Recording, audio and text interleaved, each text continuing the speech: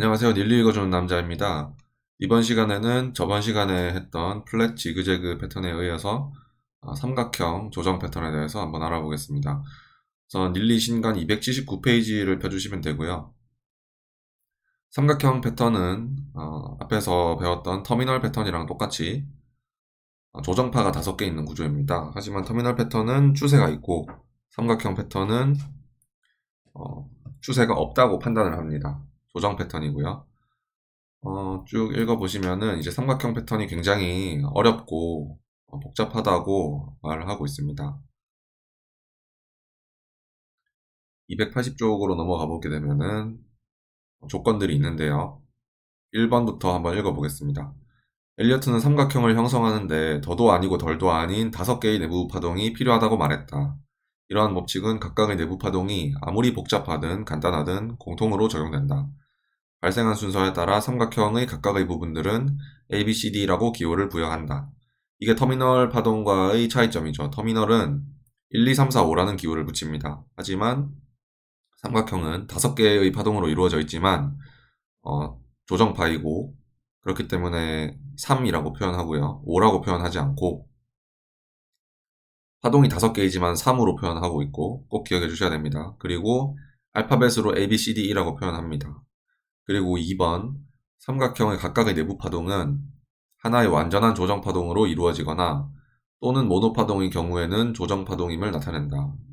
모노 파동 이런 건 신경 쓰실 필요 없고 그냥 삼각형 내부의 파동이 그냥 조정 파동이다. 조정 파동이 5개 있다라고 알고 계시면 되고 상승 또는 하락으로 방향성을 형성하는 충격 패턴과 달리 삼각형의 5개 내부 파동의 가격은 가격대에서 소폭으로 수렴되거나 확장되면서 비슷한 가격대에서 등락을 거듭하는 모습을 보인다. 라고 합니다. 그러니까 삼각 수렴 같은 경우에는 이제 수렴을 하기 때문에 당연히 일정한 가격대에서 형성이 되지만 좀 강세로 나오는 삼각형이 있고 그리고 또 추세선이 서로 확산되는 확산 삼각형이 있고 그리고 특히 강세 확산 삼각형 이런 것도 있거든요. 나중에 다 배우실 텐데 그런 것들을 봐도 일단은 추세가 있는 추세 파동보다는 조금 더 그 추세가 덜하다고 생각해 주시면 되겠습니다. 조금 약한 그런 모습을 보이고 있고 4번 항목은 이러한 일반적인 가이드라인에 영향을 미치지 않는 범위 내에서 삼각형 패턴은 소폭으로 상승하거나 하락할 수 있다. 방금 말했듯이 5번 B파의 길이는 A파의 0.382에서 2.618 사이에 존재한다 라고 했습니다. 이것은 외워두셔야 됩니다. 왜냐하면은 삼각형이 되는 조건이기 때문에 이것은 이제 지켜져야 되고요. B파가 A파와 같은 길이를 형성하지 않으려는 경향이 매우 강함을 유의해야 된다. 그러니까 삼각형에서 이제 B파가 A파에 비해 매우 짧아도 되는데요. 이런 식으로 A, B, C, D, E가 그치만 B파가 여기가 A파라고 하고 여기가 B파라고 하면 B파가 A파의 0.382는 넘겨야 된다는 것이죠. 그래야 성립을 할 수 있다. 만약에 이것을 넘기지 못하면 이것은 삼각형의 A파가 될 수 없다. 이런 식으로 보시면 되고 그 다음에 B파의 길이가 A파의 길이의 2.618까지도 성립한다고 했죠. 요것은 새로 그려보자면은 A파가 이렇게 되고 B파가 엄청 길게 나오고 C, D, E 이런 식으로도 될 수 있다는 겁니다.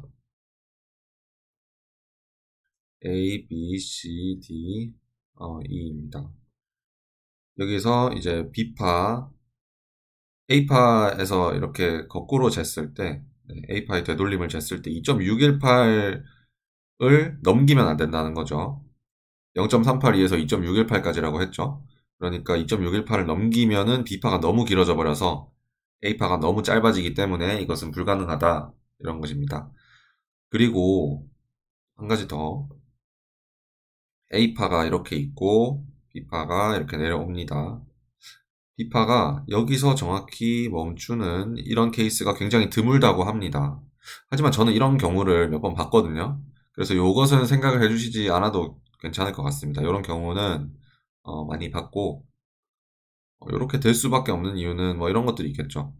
예를 들어 올라오는 추세가 있는데 삼각형으로 조정을 받는다고 하면 A파가 나오고 B파가 나왔을 때 당연히 이 고점이 어떤 저항선이 되기 때문에 네, 이렇게 되는 경우가 굉장히 많습니다. 사실 네, A, B, C, D 이렇게 되는 경우도 있고요. 아니면은 그냥 어센딩 트라이앵글의 모양으로 진행되는 경우도 있고요. 네, 이런 경우는 많기 때문에 이 부분은 믿지 않으셔도 될 것 같습니다. 같은 길이를 형성하지 않으려는 경향이 매우 강함을 유의해야 한다. 이 부분은 과감히 버리시는 그런 게 좋을 것 같습니다. 그리고 6번 항목 5개의 내부 파동 중에서 4개는 이전 내부 파동을 되돌린다. 네, 이 말은 별거 아닙니다. 그러니까 A, B, C, D이라고 했을 때 그냥 B파가 A파 되돌리고 C파가 B파 되돌리고 D파가 C파 되돌리고 E파가 D파 되돌린다. 이렇게 B, C, D, E 4개의 파동이 A, B, C, D 4개의 파동을 각각 되돌리고 있죠. 그러니까 A, B, C, D 5개 중에서 B, C, D, E 4개가 이전의 내부 파동을 되돌린다는 것입니다. 그리고 이전 파동을 되돌리는 내부 파동은 파동 B, C, D이다. 이 4개의 내부 파동 중에서 3개는 이전 파동을 50% 이상 되돌려야 된다. 보통은 이제 B파가 이제 헷갈리니까 이렇게 알파벳을 미리 적어 볼게요. 보통은 B파가 A파를 0.5 이상, C파가 B파를 0.5 이상, D파가 C파를 0.5 이상 되돌리고 E파가 D파를 0.5 이상 되돌릴 수도 있고 되돌리지 않을 수도 있고 이런 경우가 가장 많고요. 당연히 일반적인 그림이고 예를 들어서 B파가 A파가 너무 길어서 B파가 A파를 0.38이밖에 못 돌렸다고 가정을 해봅시다. 그러면은 B파가 A파를 0.38이 못 돌렸기 때문에 남은 거는 이제 3개밖에 없죠. C, D, E. 그러면 이 C, D, E는 이전 파동을 전부 50% 이상 되돌릴 수밖에 없습니다. 왜냐하면 지금 6번 항목에 말하고 있는 것처럼 4개의 내부 파동 중에서 최소한 3개는 이전 파동을 50% 이상 되돌려야 되기 때문에 만약에 B파가 A파를 0.38이 되돌렸다면은 나머지는 0.5 이상을 되돌릴 수밖에 없는 상황이 되는 거죠. 네. 요거를 이제 기억하시고 카운팅을 하시면 되겠고요. 그리고 드물게 나타나는 강세 삼각형에서는 이러한 기준들이 완전히 지켜지지 않을 수 있다라고 하는데 강세 삼각형을 제가 하나 그려드리겠습니다. 강세 삼각형은 잠시만요. A 여기가 이제 올라오는 추세입니다. 올라오는 추세 그리고 A, B, C, D, E 이런 식으로 강세로 올라갈 수가 있거든요. 그러면은 이렇게 그 다음에 이제 추세가 나오게 되면은 요 부분이 이제 해석을 할 때 저희는 강세 삼각형으로 해석을 하게 됩니다. 강세 삼각형 이 부분을 보시면은 이전 파동을 50% 이상 되돌려야 된다는 기준이 3개 이상 50% 이상 되돌려야 된다는 기준이 성립을 안 할 수도 있어요. 왜냐? 여기 C파가 있고 여기는 지금 B파고 A파, D파, E파 이렇게 적었을 때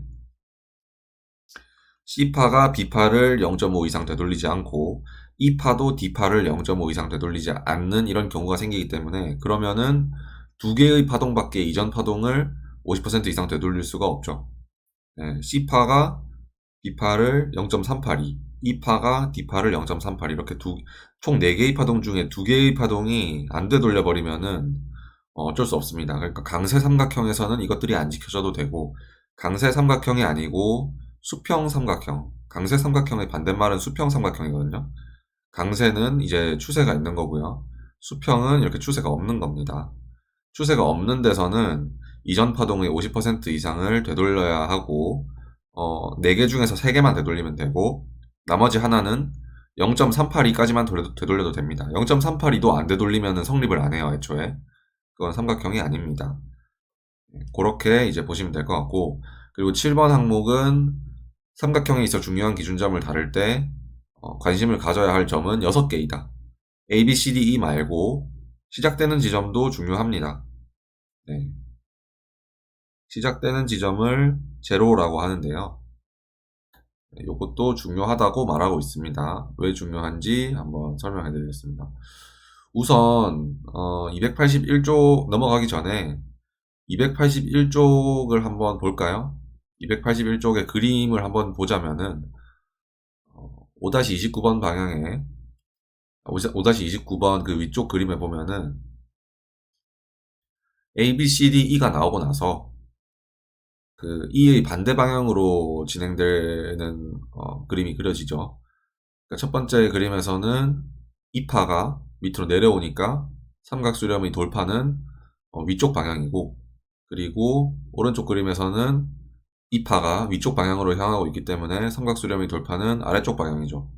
이렇게 보면은 삼각수렴 이후에 어디로 돌파할지 알기 쉬운 거 아니야 라고 할 수 있는데 어렵습니다. 왜냐하면은 잘 보시면은 첫 번째 그림으로 예를 들어 볼게요. A, B, C, D, E가 있습니다.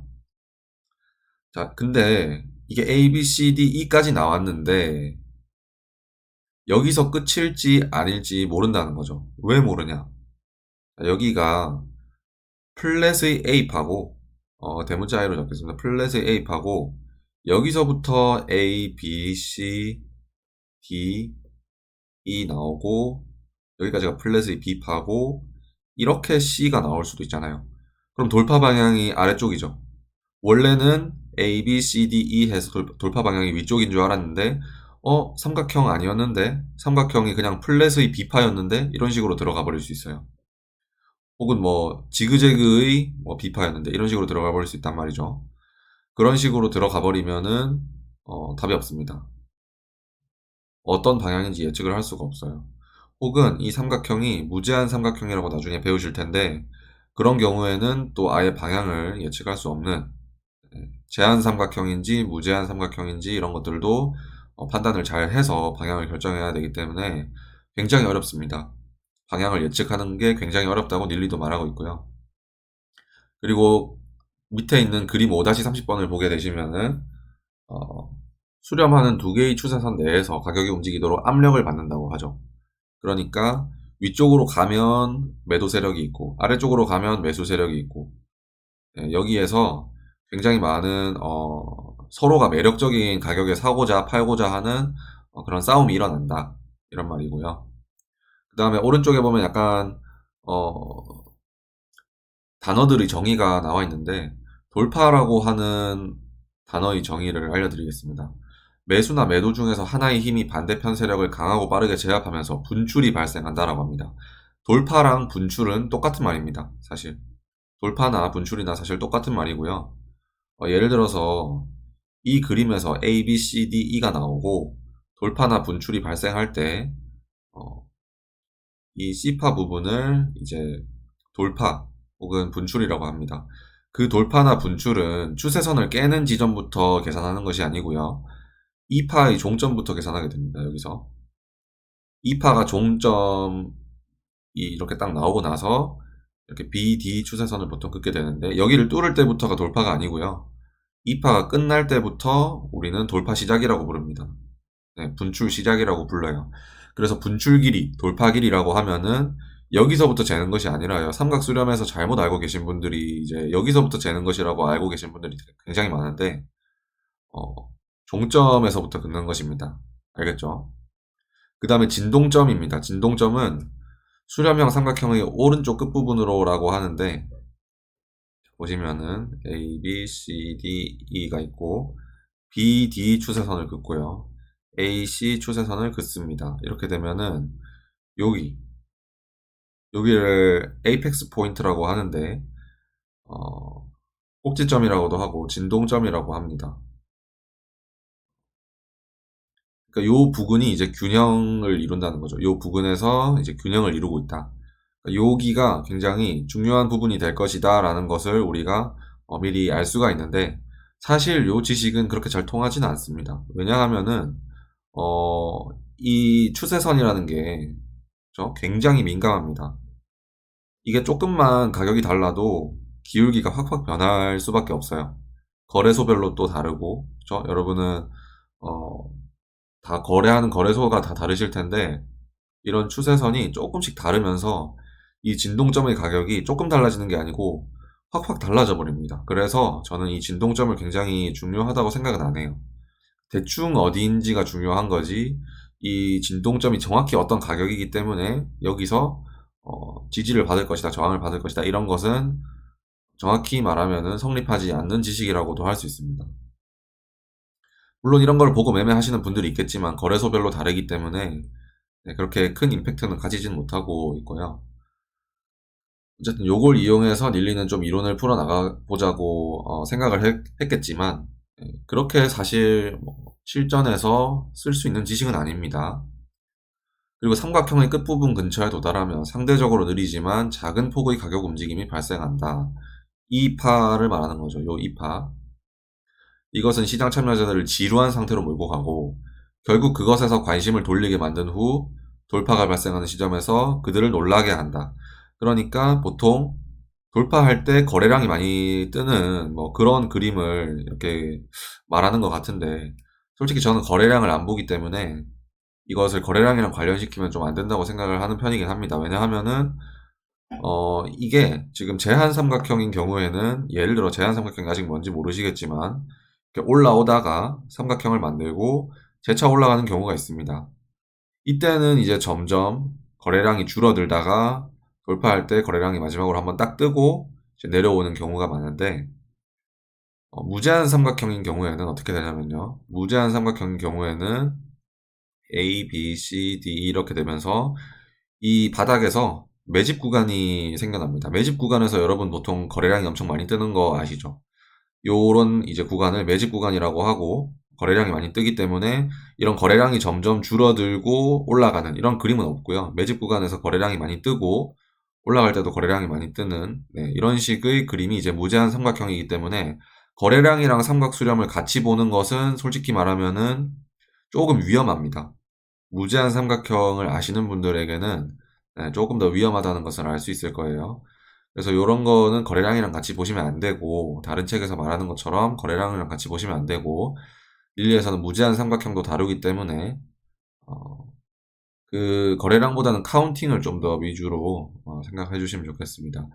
어, 그 돌파 방향이 어디냐라고 하는 것을 미리 판단할 수가 없고, 사실 이제 카운팅을 미세 카운팅이나 아니면은 이후에 어떻게 되어야 하는지에 대한 그 프랙탈적인 관점, 그런 것들로 방향이 결정되기 때문에 거래량은 안 보시는 게 좋을 것 같습니다. 그리고 수렴형 삼각형이 역전된 형태로 확산형 삼각형의 끝부분에 도달할수록 변동성이 확장된다라고 하는데, A, B, C, D 이렇게 확장되는 확산형 삼각형도 분명히 있겠죠.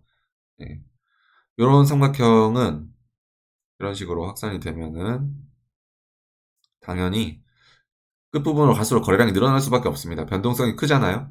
변동성이 크니까 끝부분으로 갈수록 변동성이 이제 커질 수밖에 없는데, 점점 커진다는 느낌보다는, 거래량이 점점 많아진다는 느낌보다는 그냥 마지막에 거래량이 많이 뜨면서 털고 간다라고 생각하시면 좋을 것 같습니다. 그리고 심지어 확산형 삼각형에서는 이 AC 추세선이라고 하는 것을 이 이파가 거의 100% 뚫고 올라가는 경우가 100% 보통 그렇습니다. 그렇기 때문에 여기서 거래량이 많이 뜨면서 많은 사람들이 털리게 되고, 그 사람들이 물량을 받아 먹으면서 올리기 때문에 굉장히 거래량이 많이 뜰 수밖에 없습니다. 여기서는. 하지만 점점 거래량이 증가하는가, 그것은 또 아니라고 할 수 있기 때문에 네, 거래량을 보고 카운팅을 하는 것은 그렇게 좋은 습관은 아닙니다. 자, 그리고 계속 쭉 읽어 나가 봅시다. 282쪽에 방금 설명드렸듯이 총 6개의 점이 중요하다고 했죠. 제로, A, B, C, D, E. 한 삼각형에서 나타나는 동급의 내부 파동 종료 지점 중에서 4개만이 수렴하는 추세선 사이의 채널이 이루어져야 된다. 채널이라고 하는 것은 제가 저저번 강의 때도 말씀드렸듯이 닐리는 채널이라는 말을 쓸 때 평행 채널만 말하는 것이 아니고 그냥 추세선이 양쪽에 그어져 있으면 채널이라고 합니다. 그게 평행하지 않아도. 그러니까 삼각 수렴에서도 이 두 개의 모이는 추세선, 이런 것을 이제 채널이라고 표현을 합니다. 네. 채널이라는 말이 그런 의미를 담고 있기 때문에, 꼭 평행 채널, 패럴렐 채널이 아니라도 그냥 채널이라는 말이 그런 의미를 담고 있기 때문에 그렇게 사용을 합니다.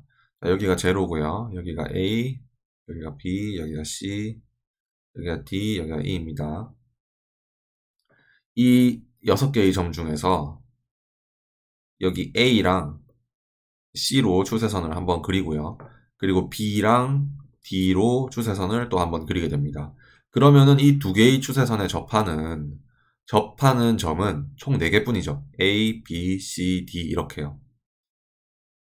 그죠? 그러면은 여기서 말하는 내부 파동 종료 지점 중에서 오직 4개만이 수렴하는 추세선 사이에 채널이 이루어져야 된다는 것. 이 점은 닿지 못하고 이 제로도 닿지 못한다 라고 말하고 있는 것입니다. 이 제로도 E도 이 BD 추세선과 AC 추세선에 닿지 못한다라고 말하고 있는 것인데 이 지식을 맹신하시면 안 됩니다. 저는 5번 만나는 경우도 되게 많이 봤고요. 6번 만나는 경우도 많이 봤습니다. 그렇기 때문에 이 지식은 맹신하지 마시기 바랍니다. 요거는 제가 예시를 들어줄 수도 있습니다. 따로 이제 데이터를 원하시는 분들은 저한테 물어보시고요. 그리고 이제 그 밑에 문장에 무제한 삼각형은 일반적으로 이 법칙을 따르지만 때때로 5개의 접점을 갖는 예외도 발생할 수 있다라고 합니다. 일반적으로 4개 닿지만 5개를 닿을 수가 있다라고 하면은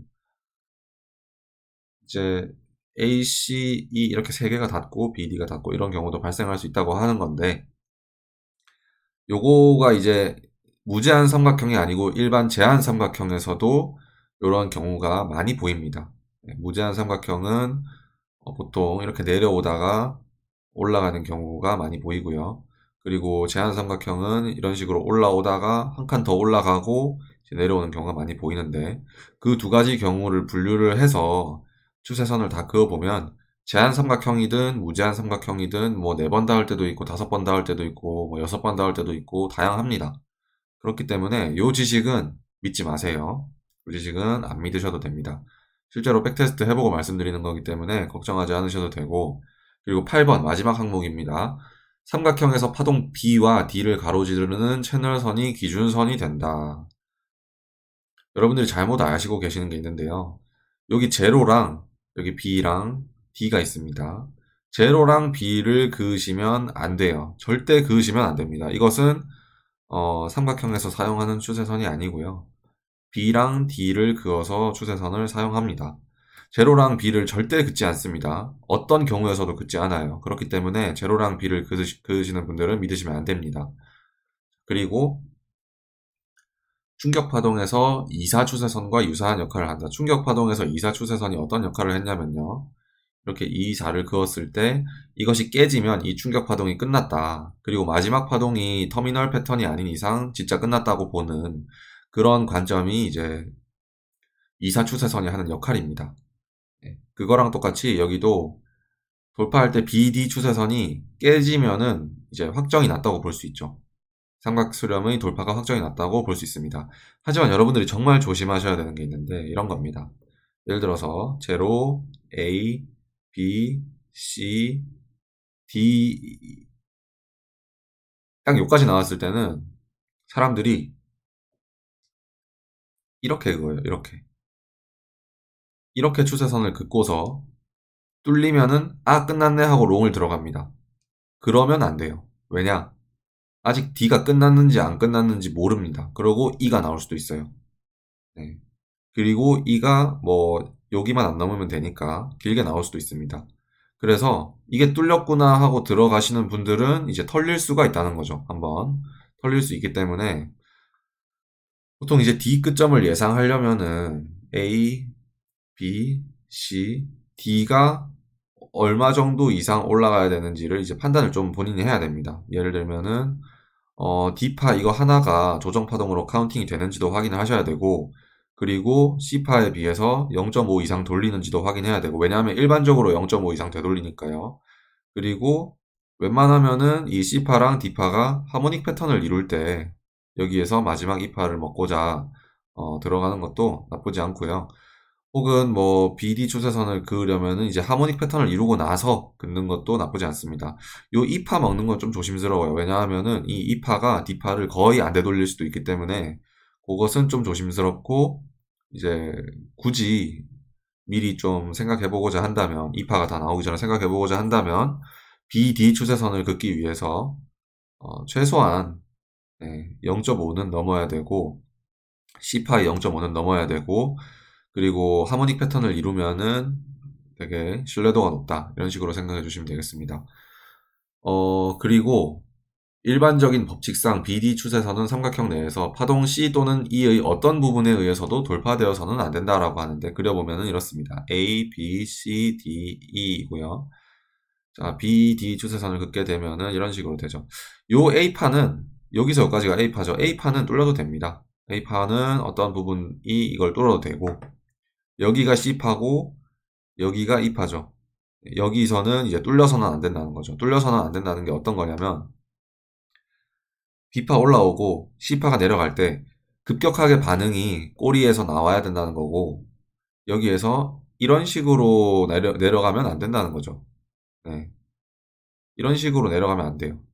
그러니까 A, B, C, D, E 이렇게 나오면은 여기 B점이랑 D점이랑 긋게 되면 중간에 C점이 뚫리죠. 그러면 안 된다는 겁니다. 그러면은 어떤 경우냐? B점이 사실 여기다. 이렇게 되는 거죠. 여기가 아니고 B점이 여기고 이전 파동이 미달 파동으로 끝난 것이다 라고 볼 수 있을 거예요. C점이 여기서부터고. 아시겠죠? 이런 식으로 BD 추세선을 그리셔야 되고, B파가 어디까지인가를 판단을 하셔야 되는 겁니다.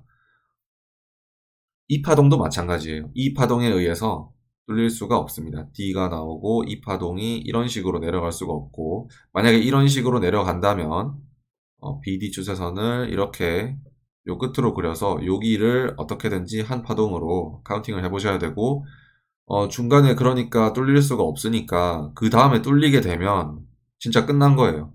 진짜 이제 이 파동이 끝나고 분출이 나오고 있는 상태인 겁니다. 달리 말하면 D파에서 D파까지, 그리고 D파에서 E파 종료 시점까지 각 파동의 세부 파동 등락폭이 크게 나타나지 않고 강한 방향성을 형성해야 한다. 무슨 말이냐면 이제 B파가 나오고 빠르게 C파가 나오고 D파가 나오고 빠르게 E파가 나오고, 꼭 빠르진 않아도 됩니다. 빠르진 않아도 되는데 확실하게 이 시작 부분에서는 꼬리를 딱 찍고 내려가야 된다는 거죠. 네. 여기는 확실히 반응이 나와야 되고, 어, 요것도 뭐 가끔 훼손될 때가 있습니다. 어떤 식으로 훼손이 되냐면요. A, B, C, D, E 이런 식으로 될 때가 있는데요. B랑 D랑 이렇게 그어보면은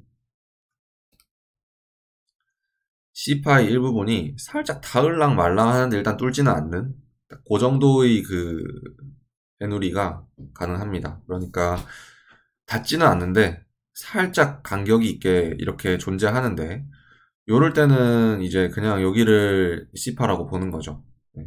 여기를 이렇게 C파라고 보는 건데, 요런 경우도 좀 있기 때문에 꼭 이 사이에 텅텅 비어 있어야 된다 뭐 이런 건 아닙니다. 텅텅 비어 있어야 된다 이런 건 아니고, 그냥 중간에 C파가 올라올 수 있는데 뚫리지만 않으면 된다. 이렇게 생각하시면 됩니다. 자, 그 다음에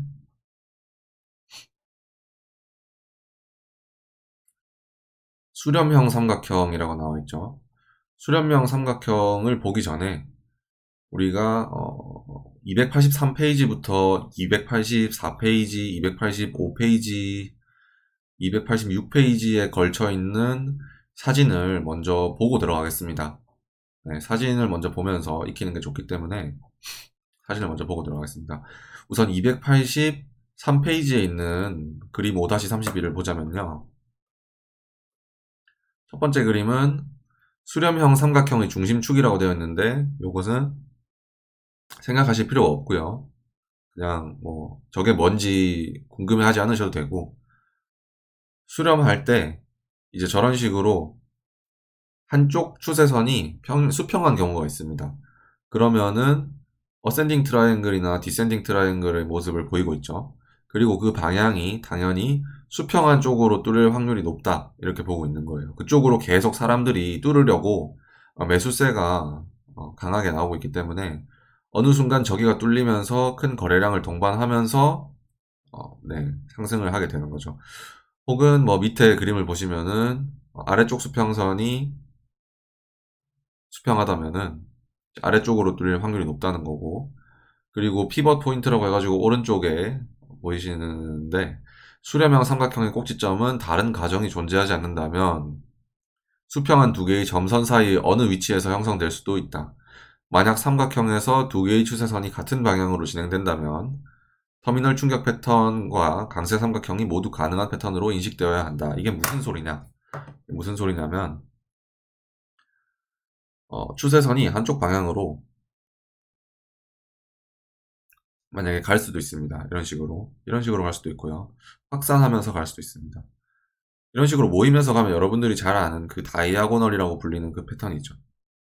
터미널 패턴이라고 부르지만 여기서는 이 터미널 패턴과 되게 비슷한 그림을 그리면서 강세 수렴 삼각형이 형성이 되고요.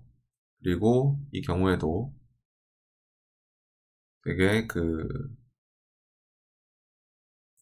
확산 삼각형이 오파 연장 터미널이랑 비슷한 모양으로 이제 형성이 됩니다. 요런 거는 이제 둘 다 가능하다고 생각하고 접근하여야 된다는 거고, 네. 확실하게 여기가 조정파 자리다, 뭐 아니면은 임펄스 자리다, 이런 것들이 있으면 이제 모르겠지만, 그런 것들이 아니라면은 둘 다 인식 가능한 상태로, 둘 다 가능성이 있는 상태로 시나리오를 가져가셔야 한다는 겁니다. 그리고 그 밑에 그림, 방금 우리가 본 것들이죠. 세 개의 파동이 이전 파동을 50% 이상 되돌려야 된다는 거. 그 중에서 이 파가 가장 되돌릴 확률이 적고, 다른 파동들이 되돌리지 않는다면 이제 이 파가 D파를 50% 이상 넘겨야 된다. 그런 법칙이 있는 것이죠. 요거는 이제 법칙이니까 한번 지켜보도록 합시다. 거의 뭐 성립해요. 거의. 성립 안 하는 경우가 거의 없어요. 사실. 그 다음에 5-33번 그림을 봅시다. 284페이지로 넘어가서 칠해진 점으로 표시된 부분을 삼각형을 형성하게 되는 수렴의 추세선을 나타내는데 사용할 접점을 나타낸다. 6개의 중에서 4개의 전환점만이 수렴하는 추세선에 동시에 접하게 된다. 이거 틀렸다고 했죠? 요거는 이제 다 틀린 지식이기 때문에 봐두실 필요는 없습니다. 봐두실 필요는 없고, 그림 5-34로 넘어갑시다. 그림 5-34-A는 그냥 올바른 그림이라는 거고요. 그리고 5-34-B 오른쪽 그림, 이것은 이제 이 파가 D파를 소폭 뚫고 있습니다. 이 파의 중간 부분이 BD 추세선을 뚫어버리죠. 요러면 안 된다는 거예요. 요러면 안 되고, 그러면은 두 가지 경우의 수가 있는데, D파가 오른쪽으로 옮겨가야 되거나, 첫 번째 D파가 오른쪽으로 옮겨가야 되거나, 두 번째 이 파가 두 번째 경우는 없네요. 그냥 D파가 오른쪽으로 옮겨가는 경우일 수밖에 없네요. 자, 그 다음에 이제 다시 285쪽을 보지 말고 282쪽으로 돌아가서 보시면은 수렴형 삼각형이라고 되어 있습니다. 이게 삼각형의 첫 번째 분류예요. 수렴형 삼각형. 일반적인 경우라고 나와 있는데 여러분들이 가장 익숙하신 삼각 수렴이죠. 그냥 삼수라고 부르죠. 보통 삼수라고 부릅니다. 요 수렴형 삼각형이 사실 그냥 삼각형 모양만 있어서 되는 게 아니고 조건들이 있는데요. 요 조건들을 한번 쭉 살펴봅시다. 그냥 어떤 것들이 진짜 지켜져야 되고 어떤 것들이 지켜지지 않아도 되는지 요것들을 살펴볼 건데요. 1번 항목, 삼각 수렴이 완성된 후에 돌파될 경우 그 파동의 길이는 삼각형에서 가장 긴 내부 파동의 75% 이상이어야 하며 일반적인 환경에서는 가장 긴 내부 파동의 125%를 초과하면 안 된다라고 나와 있는데 이 지식은 사실상 조금 애매한 지식입니다. 자, 예를 들어 볼게요. A, B, C, D, E가 있는데요. 이후에 돌파합니다. 제일 긴 내부 파동이 여기서 A 파동이죠. A 파동의 길이를 이렇게 측정을 먼저 하고 E 파동의 끝부분에 갖다 대면 돌파 길이를 잴 수 있겠죠. A 파동의 길이를 밑에서부터 위로 측정하고 E 파동의 끝에 갖다 대면 얼만큼 이 돌파 길이가 길어지는지 A 파동에 비교해서 잴 수가 있습니다. 그때 0.75에서 1.25까지 요 사이에서 범위가 올 수 있다. 이렇게 지금 말하고 있는데 일반적으로는 1.0에서 부딪힌다고 여러분들이 알고 있을 거예요. 그것을 이제 입구 크기의 1.0이라고 하죠. 입구 크기와 1대1이라고 보통 하는데 요 전부터 이제 1대1인 딱 그 구간입니다. 제가 살펴봤을 때 0.75에서 1.25 사이에 존재하는 것은 되게 일반적으로 맞습니다, 당연히. 왜냐하면 대부분의 경우가 거의 1대1 근처에 부딪히고 내려오는 경우가 많기 때문에 요것은 네, 당연히 거의 대부분의 경우에 성립합니다. 하지만 가끔 요 고점은 돌파하는데 이 삼각형의 고점은 돌파하는데 0.75를 닿지 않고 내려오는 경우나 아니면은 1.25를 넘어서 1.618까지도 가는 이런 모습도 보이고 있거든요. 그런 모습을 보이는 경우도 있기 때문에 이거 1번이 절대 법칙은 아닙니다. 여기서는 필요한 최소한의 요구 조건이라고 하는데 사실 이 75라는 숫자와 125라는 숫자가 그렇게 중요한 피보나치 숫자는 아니거든요. 그 닐리가 이제 통계를 내보니까 거의 이쪽 안쪽에 존재하더라 하고 아마 세운 조건일 겁니다.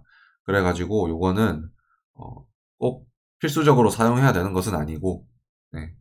그냥 이제 대부분 이런 경우가 생기니까 만약에 본인이 1.0에서 숏을 잡고자 한다면 1.25 뒤쪽을 손절 라인으로 잡고 진입하시면 손익비가 괜찮고 이걸 뚫으면은 어쩔 수 없다라고 생각하시면 됩니다.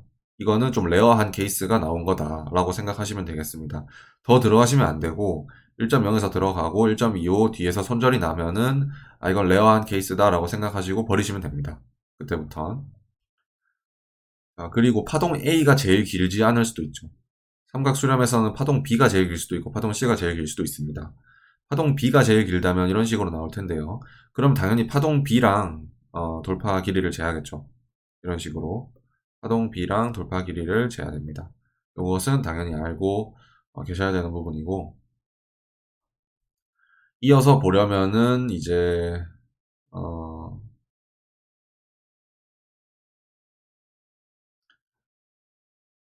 286페이지로 가야 되네요. 286페이지. 286페이지에 보면 2번 항목이 나와 있습니다. 삼각 수렴의 조건. 2번 항목. 1번 항목은 조건은 아니고 거의 대부분 성립하기 때문에 일단 봐둬야 되는 부분이고 2번 항목은 삼각 수렴에서 돌파는 삼각형의 형성 기간 동안 돌파가 진행되는 방향에 따라서 삼각형의 고점이나 저점을 초과해야 한다. 이것은 100% 만족되어야 되는 것입니다. 삼각 수렴의 돌파는 여기를 무조건 돌파해야 됩니다.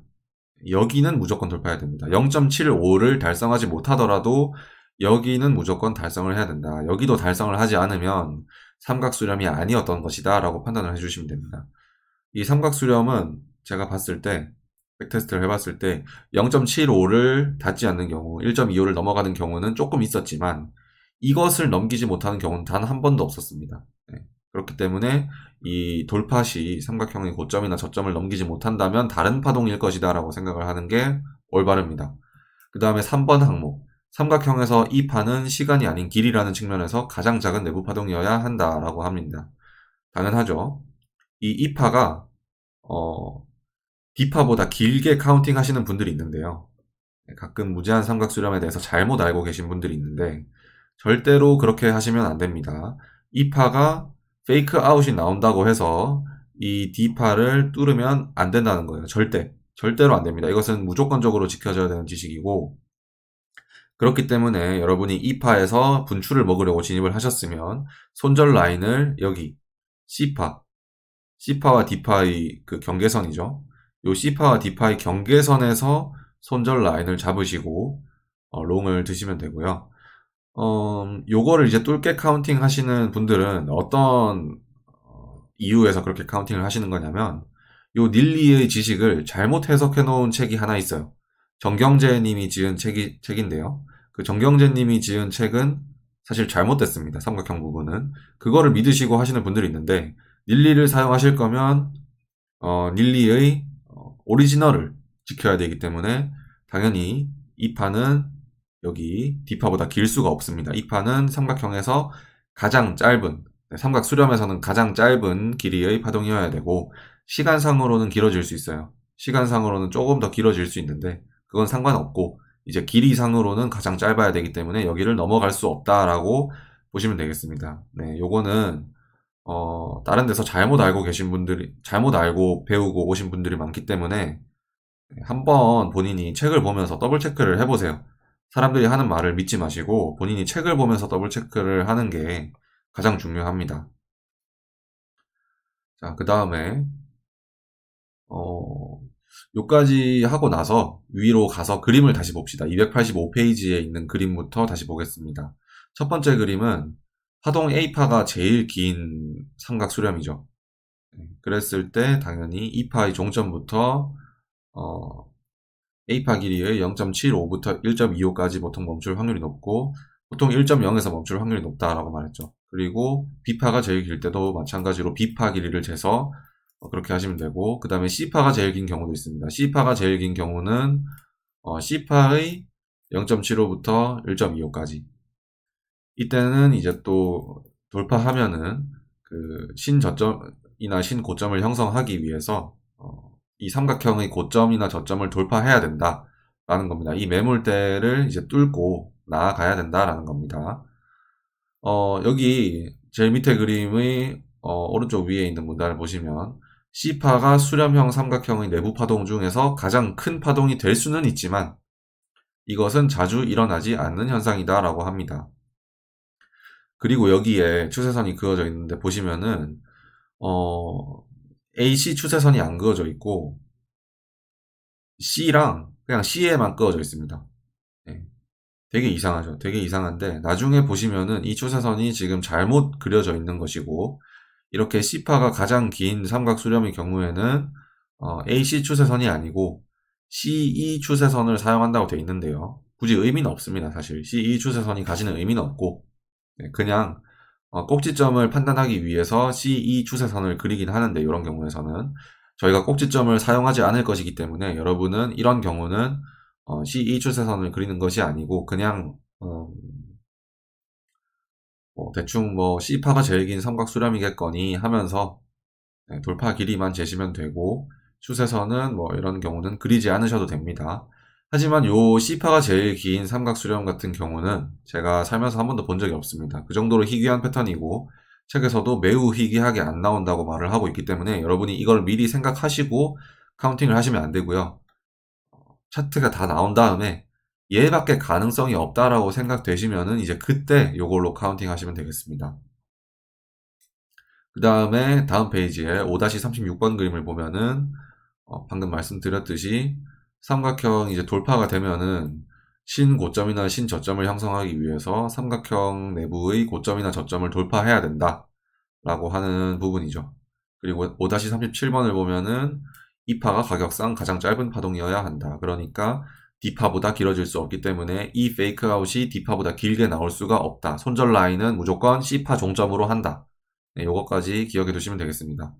그 다음에 287쪽으로 가서 네, 제한 삼각형이라고 되어 있는데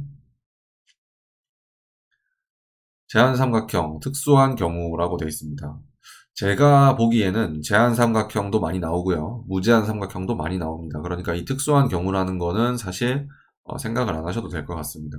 제한 삼각형은 엘리어트가 발견해 그의 저서에서 언급한 삼각형의 한 유형이다라고 나와 있는데요. 제한 삼각형은 엘리어트가 개발했고요. 무제한 삼각형은 닐리가 개발했습니다.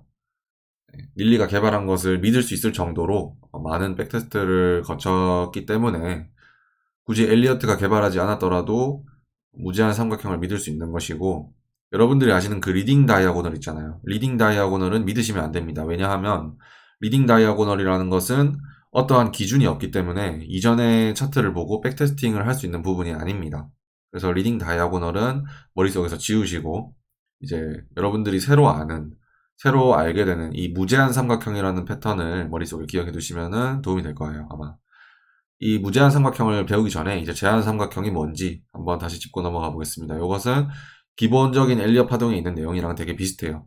네, 그 프로스트가 지은 엘리엇 파동에 있는 내용이랑 되게 비슷하지만 조금 더 조건이 상세하게 나와 있기 때문에 한번 봅시다.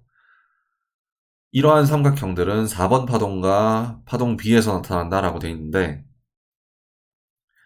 그 플랫의 A파가 조정파죠.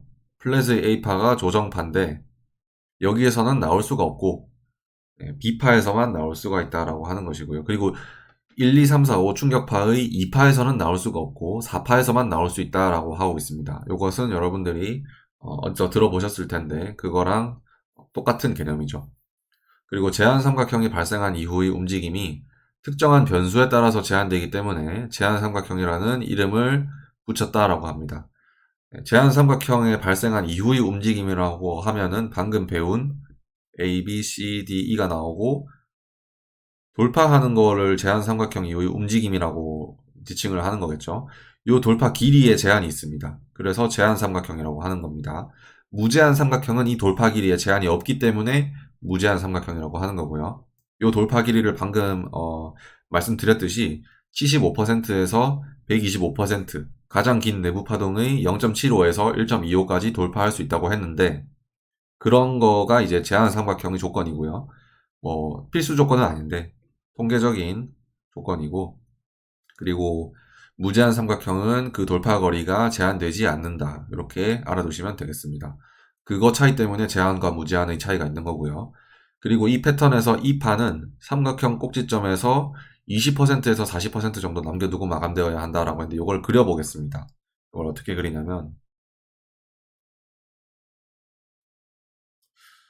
A, B, C, D, E를 이렇게 그리고 B랑 D를 연결합니다. 그리고 A랑 C를 연결합니다. 그리고 이 파가 뭐 살짝 뚫릴 수도 있고 안 뚫릴 수도 있고 그렇죠. 안 뚫렸다고 가정하고 이렇게 그려봅시다. 그리고 여기에 보시면은 이제 피보나치 타임존이라는 것이 있는데요. 피보나치 타임존을 가지고 여기 제로 부분에서 이 종점까지 긋게 되면은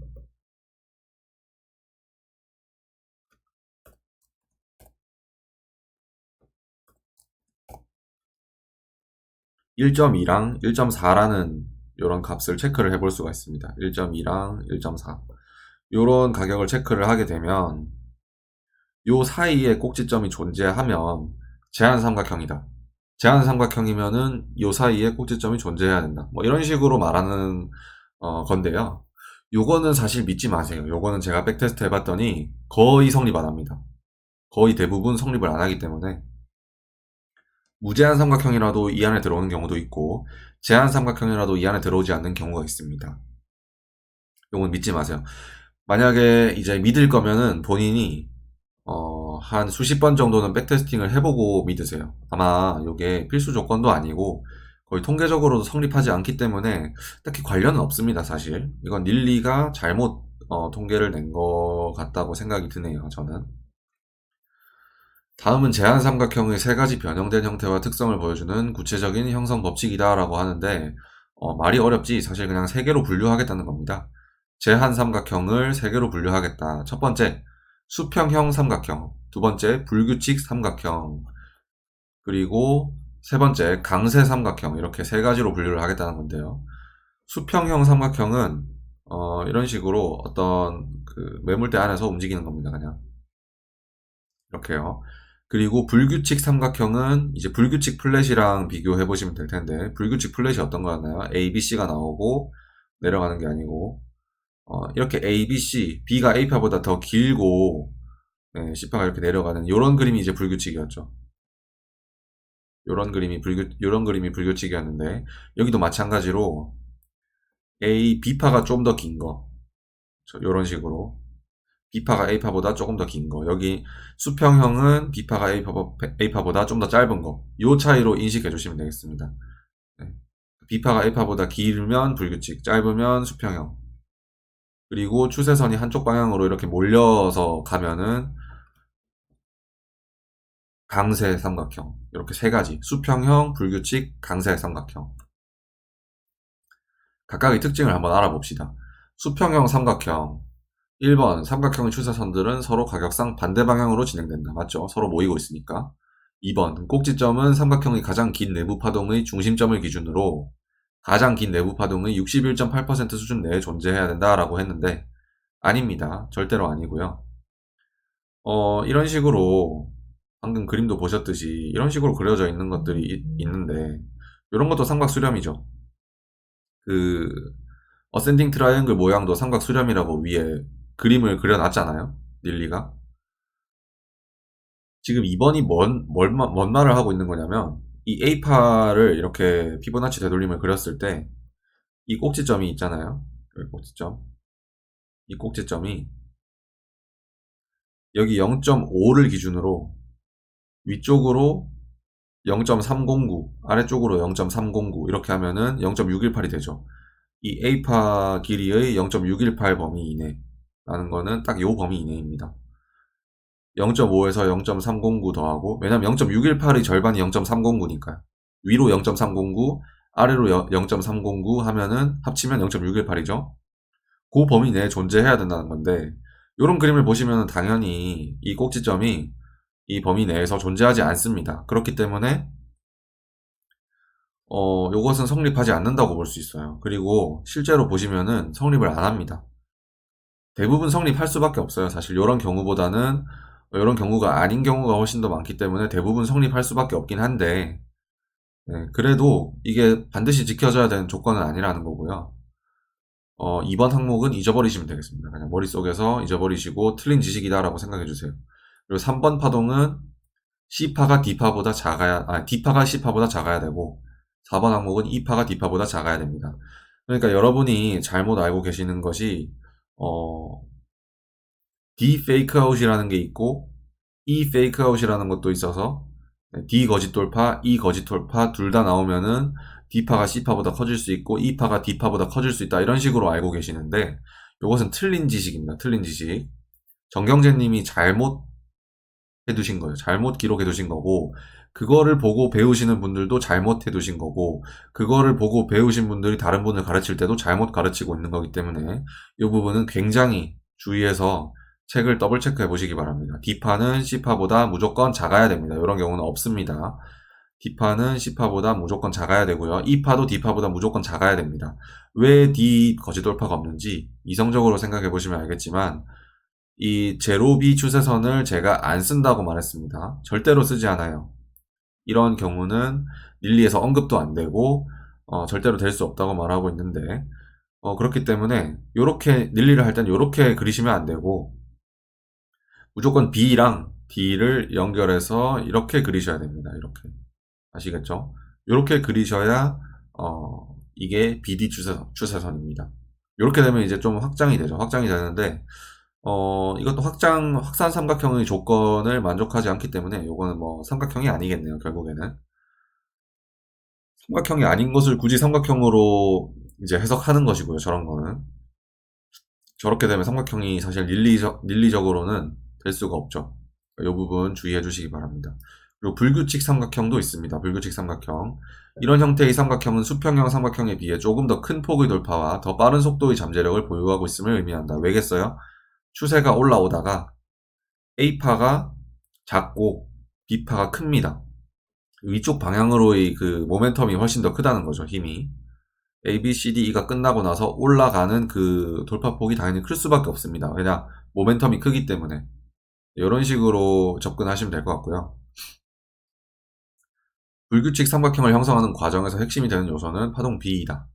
가장 기니까요.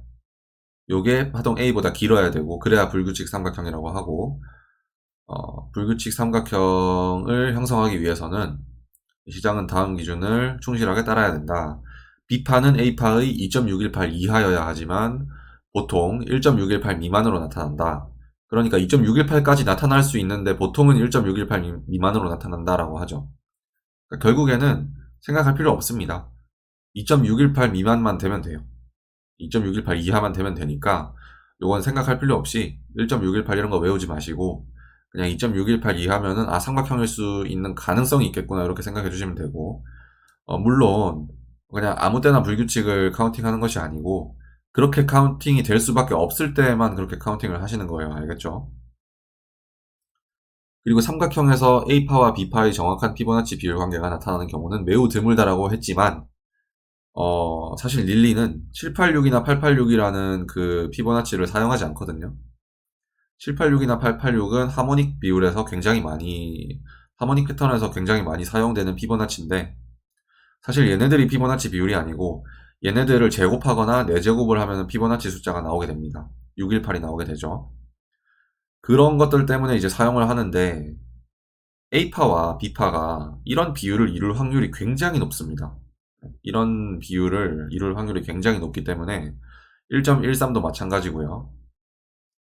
1.272도 마찬가지입니다. 이런 비율을 이룰 확률이 굉장히 높기 때문에 정확한 피보나치 비율 관계가 나타나는 경우는 매우 드물다라는 말은 수용하시면 안 되고, 이것은 릴리가 786, 886을 사용하지 않기 때문에 나타나는 글이라고 보시면 되겠습니다. 이런 걸 사용하시면 이제 확실하게 A파랑 B파는 비율을 이룰 확률이 높다라고 생각하시면 되겠습니다.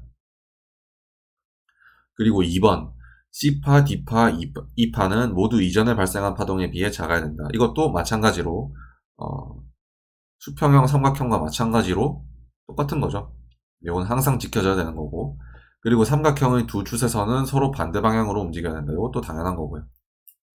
자, 그 다음에 강세 삼각형 봅시다. 강세 삼각형. 파동 이론의 패턴들 중에서 일반적으로 가장 잘못 해석되는 것이다 라고 합니다.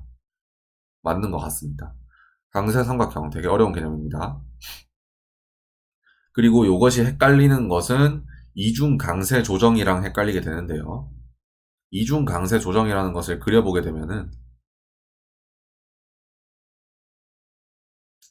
이렇게 그려집니다. 보통은 일반적으로 그린 거예요. 하지만 이런 것들을 이제 그려볼 때 이런 식으로 잘못 그려질 확률이 있습니다. 그쵸? 잘못 그려질 확률이 굉장히 높죠. 수렴이기 때문에 솔직히 조금 모여야 되지만 지금 뭘로 그리든 상관없을 것 같아서 일단 그려봤는데, 강세 방향으로 형성되는 삼각형이라고 오해할 만하기 딱 좋습니다. 왜냐? 여기 3파, 3파, 5파, 3파, 3파, 5파, 3파, 3파, 5파 이렇게 형성되어 있을 텐데, 이게 이제 이중 강세 조정 패턴입니다. 근데 이것을 잘 보시면은 여기까지가 3이죠. 그리고 여기까지도 3입니다. 여기는 5긴 한데요. 너무 작아서 판단을 잘 할 수가 없습니다. 그리고 여기는 3, 3, 5죠. 그러니까 여기도 3입니다. 여기도 3, 3, 5죠. 그러니까 여기도 3입니다. 3, 3, 3, 3, 3으로 보게 되면은 강세 삼각형이고요. 3, 3, 5, 3, 3인 것을 발견을 한다면은 이중 강세 조정입니다.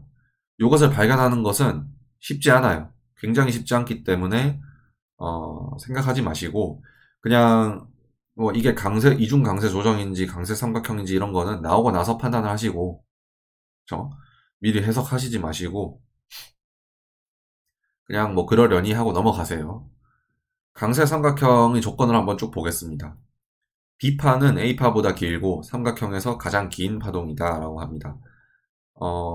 이렇게 가장 긴 파동이라고 하는데,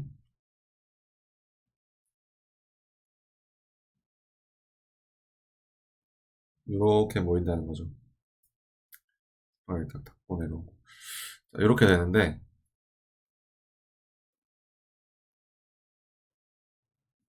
알파벳도 적어보면은 A, B, C, D, E 이렇게 되죠. 수렴하고 있고 한 방향으로 가고 있기 때문에 강세 삼각 수렴이라고 볼 수 있고요. A파가 지금 B파보다 짧고 B파가 가장 긴 파동이라고 했는데, 요거는 사실 틀린 지식이에요. 틀렸어요. 왜냐? 닐리가 틀렸다고 본인이 말을 했습니다. 닐리가 본인이 이것을 어겼어요. 이것을 어떻게 어겼냐? 그 닐리 영어 버전 원서를 보시면은 가장 뒤쪽 페이지에 12장보다 훨씬 더 뒤쪽 페이지에 보시면은 이 강세 삼각 수렴을 이런 식으로 카운팅 해놨어요. 이런 식으로 강세 삼각 수렴을 카운팅을 해놨거든요. 여기 보시면은 A파가 제일 큽니다. B파보다도 크죠. 이런 식으로 자기가 카운팅을 해놓고 A파가 B파보다 작다고 본인이 여기 적어놨어요. 모순이죠. 이렇게 하시는 게 맞습니다. 이런 경우를 저는 봤어요. 이런 경우를 봤고, 닐리도 이런 식으로 카운팅했고, 그러니까 A파가 B파보다 작다는 것은 사용되지 않는 지식입니다. 알겠죠? B파가 가장 길다는 지식도 사용되지 않기 때문에 1번은 없애세요. 1번은 없애시면 되고, 그리고 2번 C파는 B파보다 작다. 당연하죠. 너무 당연합니다. 수세선이 한쪽으로 모이기 위해서는 작아야 됩니다. 만약에 C파가 A파보다 크면은 당연히 AC 추세선을 그어야 되니까 이런 식으로 반대쪽으로 벌어질 수밖에 없어요. 이런 거는 존재하지 않고 D파가 C파보다 크다라고 되어 있습니다. 그건 맞죠? 그래야 위쪽으로 나오니까 D파가 B파보다 작으면은 수평형 수렴 혹은 불규칙 수렴 삼각형이겠죠. 그 다음 E파는 D파보다 작다. E파가 여기를 당연히 넘길 수가 없고 페이크아웃이 나오더라도 요 사이에서 타점이 나올 것이다 라고 보시는 게 맞고요. 5번 두 개의 추세선이 모두 상승하거나 모두 하락한다. 오케이. 삼각형이 형성된 이후의 돌파, 이제 돌파를 봅시다. 돌파는 삼각형의 가장 긴 내부 파동보다 훨씬 길고 그것의 2.618 수준까지 길어지기도 하지만 이를 초과하지는 않는다라고 합니다. 자, 이렇게 돌파가 나오는데요. 가장 긴 게 지금 B파라고 가정을 해봅시다. 그러면은 B파가 이렇게 시작점부터 끝점까지 재고 E파의 종점으로 갖다 댔을 때 피보나치 확장이 2.618 여기까지나 나올 수가 있다는 거죠. 2.618까지 길어질 수 있지만 여기를 뚫으면 안 된다라는 겁니다. 보통은 1.618에서 2.618 사이쯤에서 돌파 거리가 나옵니다. 네, 그런데 이거를 뭐 맹신하는 것은 아니고 당연히 더 큰 프랙탈에서도 이게 얼마까지 나올지를 체크를 해봐야 되고 여기서 만약에 그 어디까지 나올지가 이 범위 안에 있다면은 좀 더 신뢰해 볼 수 있는 딱 그 정도 수준으로 판단하시는 게 좋을 것 같습니다. 2.618 수준을 넘을 수 없다. 요거는 이제 생각해 두시면 되고 요 밑에서 혹시나 본인이 이제 여기서 끝점을 잡을 거면 숏을 먹을 거면 그러면 2.618 이내에서 잡아라 이 말이죠. 그 다음에 무제한 삼각형 파트로 들어갑니다. 무제한 삼각형이나 제한 삼각형이나 다른 것은 돌파 거리밖에 없어요. 사실 나머지는 다 똑같습니다. 나머지가 다를 수가 없어요. 무제한 삼각형 파트를 읽어보시면은 따로 조건이 있는 게 아니고 수렴형 무제한 삼각형과 수렴형 제한 삼각형 간에는 차이가 거의 없다라고 적혀 있습니다. 두 패턴 사이를 구분짓는 다음의 미묘한 차이를 제외하고는 앞에 제시한 모든 법칙이 적용되어야 한다. 맞죠? 똑같은 법칙이 적용되어야 합니다. 그러니까 무제한 삼각형을 너무 어렵게 생각하지 마세요. 제한이나 무제한이나 똑같습니다. 다음 목록에 있는 내용들은 수년에 걸쳐 필자가 삼각형의 시장을 움직임을 관찰하고 정량화함으로써 완전히 직접 개발한 것들이다 라고 하는데 그러니까 닐리가 개발한 패턴이다 이거죠. 다른 게 뭐냐라고 해봤더니 1번, 2번, 3번 세 가지가 다릅니다. 1번 무제한 삼각형에서 가장 흔하게 나타나면서 뚜렷한 특징은 꼭지점이라는 겁니다. 꼭지점. 우리는 꼭지점을 사용하지 않는다고 했죠. 방금 그렸듯이 A, B, C, D, E가 나오고 나서 꼭지점을 그릴 수가 있는데 BD랑 AC를 그려보게 되면은 이 제로부터 이 끝점까지 시간을 쟀을 때 이 시간이 있을 거잖아요. 이 시간이 보통 20%에서 40% 이내 사이에 있으면은 제한 삼각형이라고 방금 말했지만 그게 사용하지 않는 지식이라고 했죠. 무제한 삼각형은 여기에서 20% 이내에 있거나 혹은 40% 이후에 있을 때 무제한 삼각형이라고 합니다. 무제한, 무제한, 20%에서 40% 이내에 있으면 그냥 제한, 무제한, 제한, 무제한 이렇게 범위가 나뉘는데요. 이 범위가 사실 올바르지 않고 제한 삼각형이라도 저 멀리 있을 수도 있고 무제한 삼각형이라도 이 안에 있을 수가 있습니다. 그렇기 때문에 네, 1번 항목은 안 보셔도 됩니다. 2번 항목도 마찬가지입니다. 이게 1번 항목이고요. 이게 2번 항목이거든요. 요거 두 개는 안 보셔도 됩니다. 자, 그리고 3번 항목. 3번 항목은 보셔야 됩니다. 3번 항목은 방금 말했던 거를 그냥 그대로 판박이로 글로 적어 놓은 건데 무제한 삼각형의 존재를 나타내는 마지막 신호는 돌파 이후의 조정이 삼각형의 꼭지점이 형성되기 이전에 나타나는 것이다. 이거는 뭐 볼 필요 없습니다. 사실 이거는 볼 필요 없고 요 문장도 사실 틀렸습니다. 삼각형 꼭지점이 이전에 돌파가 마감되는 거 이런 거는 틀렸고 돌파 시 나타내는 패턴이 터미널 패턴이 아닌 한 제한 삼각형에서 꼭지점이 존재하는 시간대는 돌파 과정이 끝나는 시간이다. 뭐 이런 것도 다 쓸모없는 그러니까 시간론적인 거는 다 믿지 마세요. 실제로 본인이 과거 차트를 통해서 백테스팅을 한번 해보시길 바라고, 그 순간 이런 시간론적인 것들이 많이 틀렸구나라는 것을 깨닫게 되실 겁니다. 카운팅을 잘못한 게 아닐까요? 라고 할 수 있는데, 그 카운팅밖에 안 되는 부분으로 돌아가서 카운팅 하셔가지고 백테스팅을 해보셔야 되고요. 보통 삼각형 같은 경우는 이런 모양에서 백테스팅을 하게 되죠. 임펄스가 계속 나오고 있는데, 어느 순간에 A, B, C, D, E 삼각 수렴이 나오고 딱 올라가고 내려옵니다. 그럼 여기가 4파고 여기가 5파죠. 여기도 임펄스예요. 이런 경우에 이제 삼각 수렴이 어디서 수렴하는가 뭐 이런 것들을 이제 체크해 볼 수가 있는데, 이런 경우를 다 모아봐도 성립하지 않습니다. 시간론적인 거는. 그래서 닐리에서 시간론적인 거는 삼각형에서 빼버리시면 되고, 그리고 최근에 형성된 삼각형의 꼭지점으로 되돌리는 조정이 진행되는 방식 중 가장 흔한 것은 말이 되게 어렵게 해석돼 있죠. 네. 사실 말이 별로 어려운 게 아니거든요. 이런 거는 그냥 이제 원서를 읽어보시거나 그냥 재미로, 이런 거는 어떤 말이냐면요. A, B, C, D, E.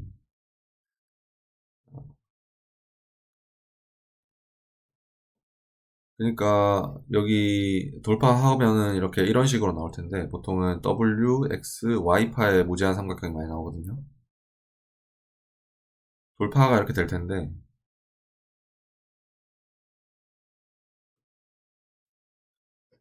요거 꼭지점이 형성되죠. 이렇게 꼭지점에 도달하기 이전에 삼각형의 가격범위 기준으로 삼각형의 시작점에 도달하는 것이 뭐 그렇다, 뭐 이런 식으로 그럼 말도 안 되는 이야기를 하고 있습니다. 요거는 실제 해보시면은 말도 안 되고요. 그리고 뭐 이거가 꼭 성립한다고 말하지도 않고 있는데, 이거를 왜 무제한 삼각형의 법칙에 넣었는지도 이해 안 가요. 요거는 그냥 본인이 개발한 거에 대해서 좀 너무 심취한 게 아닌가라는 생각이 들 정도로, 네, 너무 조건을 이상하게 붙여놨어요. 실제로 해보면 그렇게 되지 않는데도 불구하고 이렇게 붙여놨습니다. 물론 무제한 삼각형이 존재하는 거는 저는 인정을 합니다. 왜냐하면은 이런 아랫부분에서 삼각형 모양이 되게 많이 나오고, 그때 여기가 종점이 아니고 여기가 종점으로 카운팅해야 카운팅이 되는, 모순이 없는 그런 경우를 되게 많이 봤기 때문에 무제한 삼각형 자체는 인정을 할 수밖에 없습니다. 하지만 그 무제한 삼각형의 다른 뭐 시간적인 조건, 뭐 이런 것들은, 꼭지점 관련된 조건 이런 것들은 믿지 마세요. 그러니까 저 1, 2, 3번은 안 보셔도 됩니다. 자, 보셔야 되는 것은 뭐냐면 삼각형 패턴 돌파 이후의 움직임입니다. 무제한 삼각형에서의 돌파 거리는 특정 수준이어야 하는 것이 아니다라고 합니다. 제한과 무제한을 구분하는 그 단어의 정의 자체가 이런 돌파 거리로 정의를 하고 있기 때문에 당연히 달라야 되고, 일반적으로 삼각형 안의 가장 폭넓은 내부 파동의 길이 정도로 움직인 후에, 그러니까 이런 식으로 무제한 삼각형이 나왔으면요, 요 길이의, 요 길이의 1대1 정도로 보통 나온다고 하죠. 1대1 정도로 나온 후에, 여기까지 나온 후에 일시적인 반작용이 일어나면 일시적으로 떨어진다는 겁니다. 일시적으로 이까지 떨어질 수도 있고, 뭐 더 떨어질 수도 있고, 뭐 덜 떨어질 수도 있고 다양한데요. 이렇게 일시적인 반작용이 나타나면서 보통 이러한 반작용이 금방 사라진다고 합니다. 그리고 그 이후 시장 움직임은 일반적으로 원래 돌파된 방향으로 어, 다시 시작되어서 당시 형성 중인 더 큰 패턴의 목표치에 부합하는 수준까지 진행될 것이다. 더 큰 패턴의 목표치라고 하면은 요 1대1 비율, 딱 요 목표치를 말하는 게 아니고, 여기 1대1이라고 했죠. 여기 1대1 목표치를 말하는 게 아니고, 더 큰 패턴에서 어디까지 올라가야 되는지를 보고 거기까지 진행될 것이다, 뭐 이런 식으로 말하고 있는 건데요. 사실 뭐 1대1도 믿을 수는 없습니다. 뭐 자주 멈추는 모습이 보이기는 하는데 이것이 항상 성립하는 것은 아니고, 그냥 무제한 삼각형 이후에는 조금 더 이쪽으로 돌파하는 것은 맞는데, 조금 더 큰 패턴을 보면서 어디까지 돌파하는지를 한번 생각을 해보자, 요게 무제한 삼각형의 취지가 되겠네요. 그 다음에 확산형 삼각형이라고 나와 있습니다. 이제 삼각 수렴은 다 끝났고요. 삼각 수렴을 굳이 분류해 보자면은 한번 분류해 보겠습니다. 자, 여기 삼각 수렴에는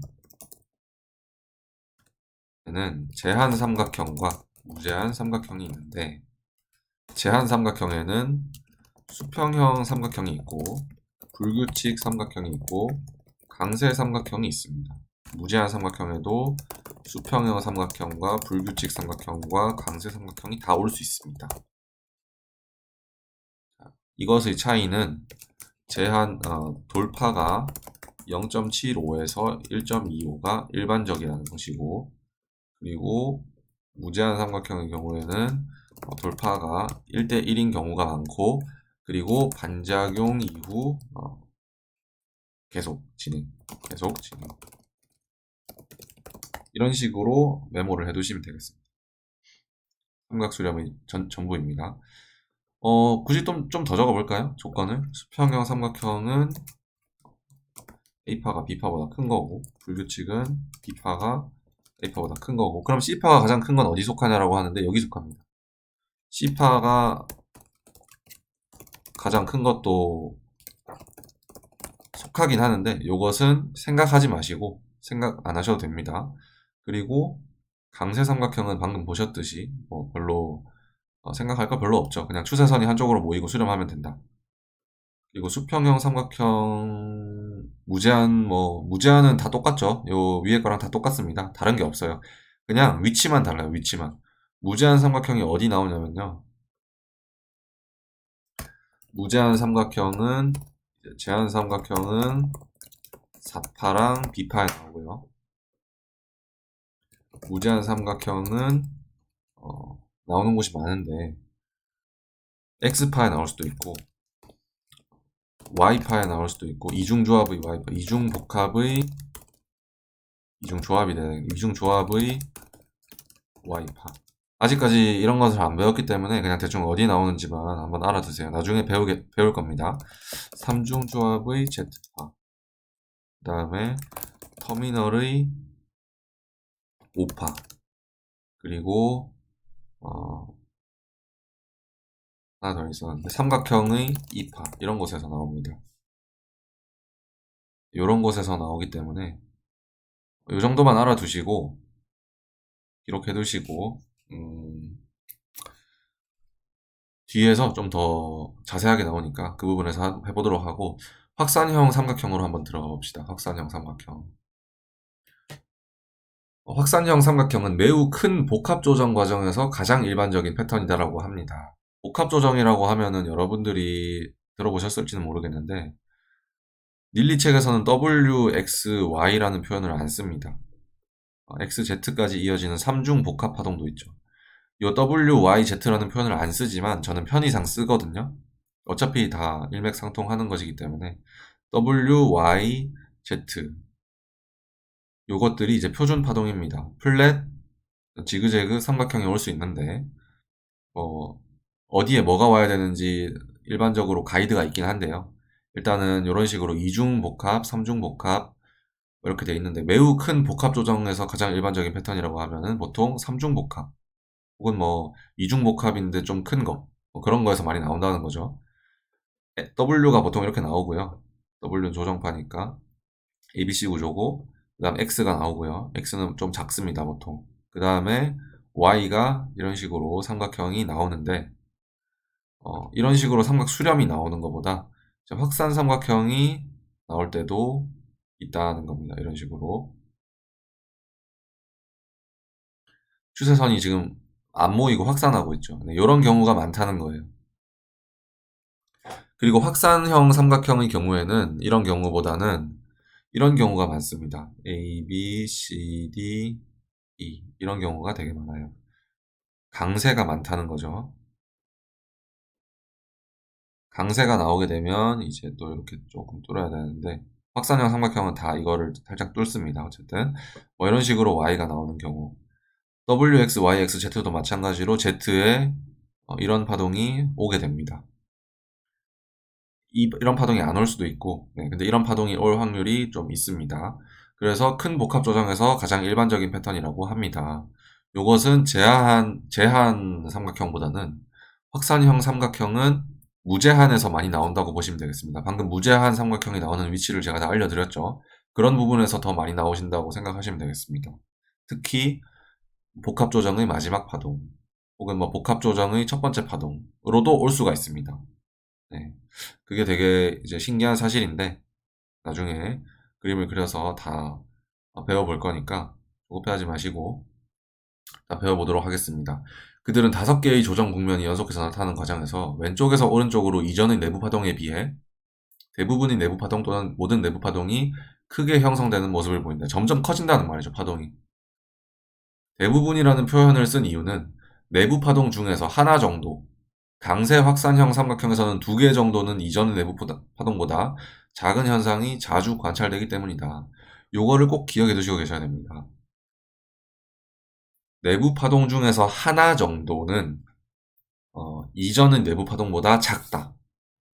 강세 확산형 삼각형에서는 2개 정도는 이전의 내부 파동보다 작다. 요거 꼭 기억해 두시고 나중에 다시 돌아올 겁니다. 이쪽으로.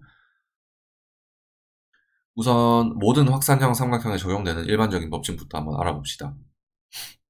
우선 1번, A파 또는 B파가 삼각형의 내부 파동 중에서 가장 작은 내부 파동이다 라고 하는데, 이것은 굳이 생각할 필요까지는 없습니다. A파 또는 B파가 가장 작다면은 이렇게 되는 거죠. A파가 가장 작으면 이렇게, B파가 가장 작으면 이렇게 되는 거죠. A파가 B파보다 살짝 길 수도 있다는 말이에요. 요 차이를 이제 수평형과 불규칙으로 구분을 합니다. 수평형이 이런 케이스고요. 불규칙이 당연히 이런 케이스입니다.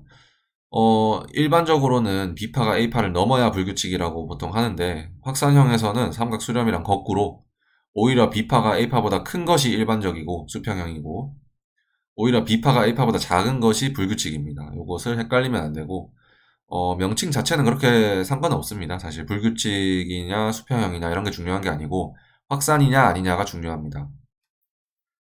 요런 것이 이제 위에 그림 5-41번을 보면 나와 있죠. 첫 번째 그림과 세 번째 그림의 차이인데, 보통은 수평형 파동이 삼각 수렴에서는 가장 일반적인 경우였는데, 확산형 삼각형에서는 불규칙 파동이 가장 일반적이라고 나와 있고 수평형 파동이 매우 드문 경우라고 나와 있죠.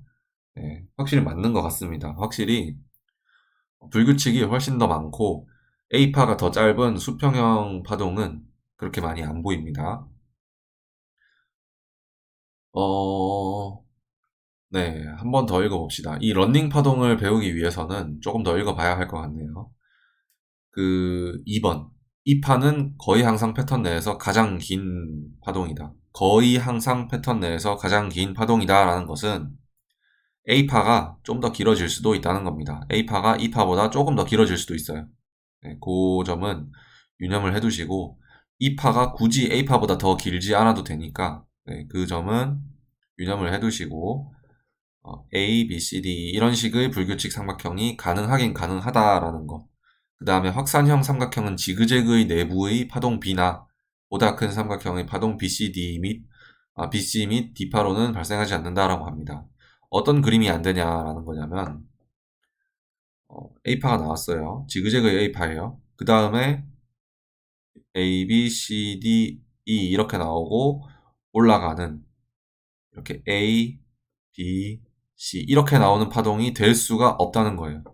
지그재그에선 될 수 없고, 그리고 삼각형에서도 뭐 예를 들어서 A, B, C, D, E가 나왔는데 여기에서 이 파동, 그리고 이 파동, 그리고 이 파동 이렇게 3개, 이 3개에서는 확산형이 나올 수가 없다. 강세 확산 이런 것도 나올 수가 없고 아무 확산형 삼각형이 나올 수가 없다 라는 겁니다. A에서는 나올 수가 있어요. 어떻게? A, B, C, D, E 이런 식으로 나올 수가 있고요. 확산형으로. 그 다음에 E에서도 확산형으로 더 크게 A, B, C, D, E 이렇게 나올 수도 있고, 혹은 강세 확산으로다가 A, B, C, D, E 이런 식으로 강세 확산으로다가 이렇게 나올 수도 있습니다. 이런 거는 좀 어렵긴 한데 공부를 쭉 해보시고, 왜냐하면 기존에는 삼각 수렴만 알고 계시다가 이런 거를 이렇게 알려고 하니까 좀 어렵게 느껴지는 거거든요. 사실 그렇게 어렵지 않습니다. 추세선이 모이고 퍼지고 그냥 이런 차이기 때문에 자, 이런 그림이 안 된다면 어떤 그림이 되냐 읽어봅시다. 나중에 나오겠지만 이제 A파가 있고 요 A파가 조정파고요. A, B, C, D, E 그러면은 요 E파가 종점이 이 B파 종점이 될 것이고 이 B파가 A파를 0.618 이상 되돌리면서 C가 나오면은 플랫이죠. 플랫이에요. 요 플랫일 때는 이 돌파가 이 삼각형 이후의 돌파가 이 무조건 미달이어야 됩니다. C파 미달. C파가 이 A파의 종점을 넘을 수가 없어요. 이런 케이스가 일반적이기 때문에 네, 이런 확산 삼각형이 제한 삼각형 자리, 그러니까 B파 자리 혹은 4파 자리 이런 데서 왔다면은 거의 이후에 분출이 미달이어야 된다라는 겁니다. 만약에 A파가 조금 더 짧을 수도 있어요. A파가 여기서부터 시작했을 수도 있어요. 그러면은 불규칙이겠죠. A파가 이렇게 나오고 B파가 A파보다 더 길게 되돌리기 때문에 불규칙인데 그렇게 될 경우에도 C파가 미달이 나올 확률이 매우 매우 높다.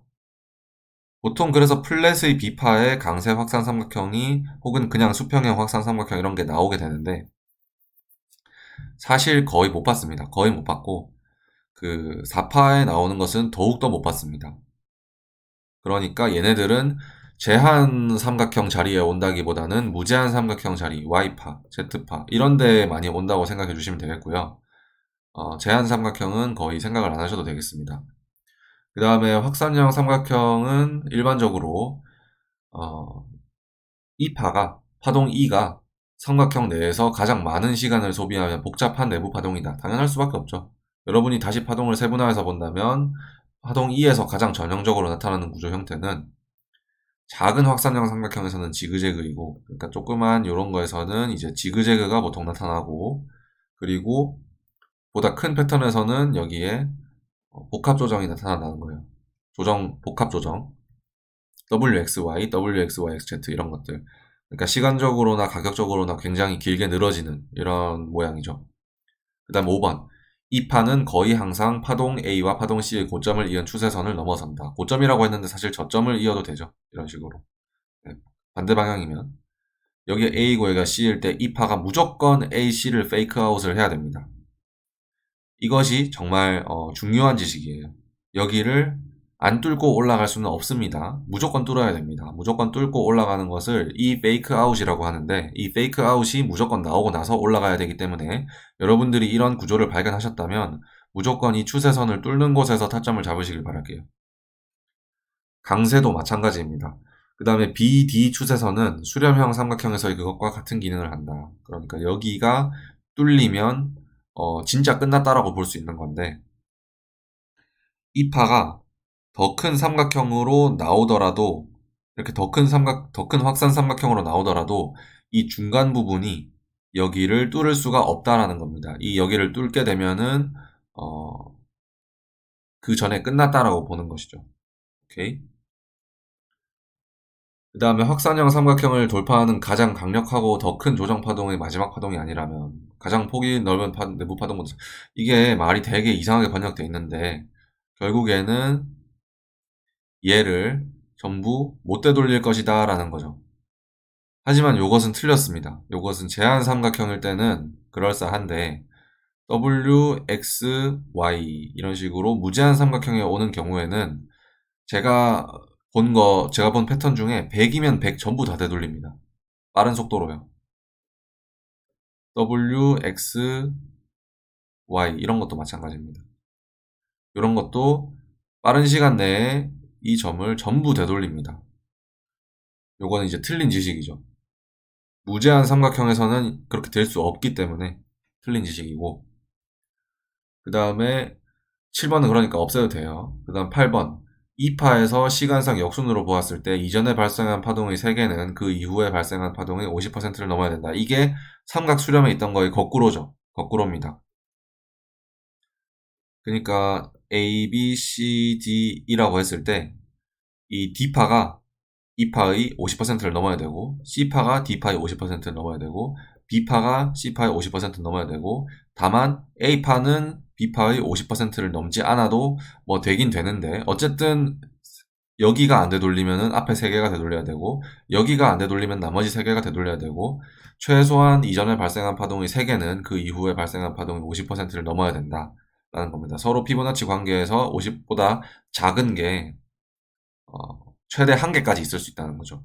근데 요것은 측정하지 않아도 됩니다. 요것은 제가 확산형 삼각형 할 때는 한 번도 측정해 본 적이 없고 네.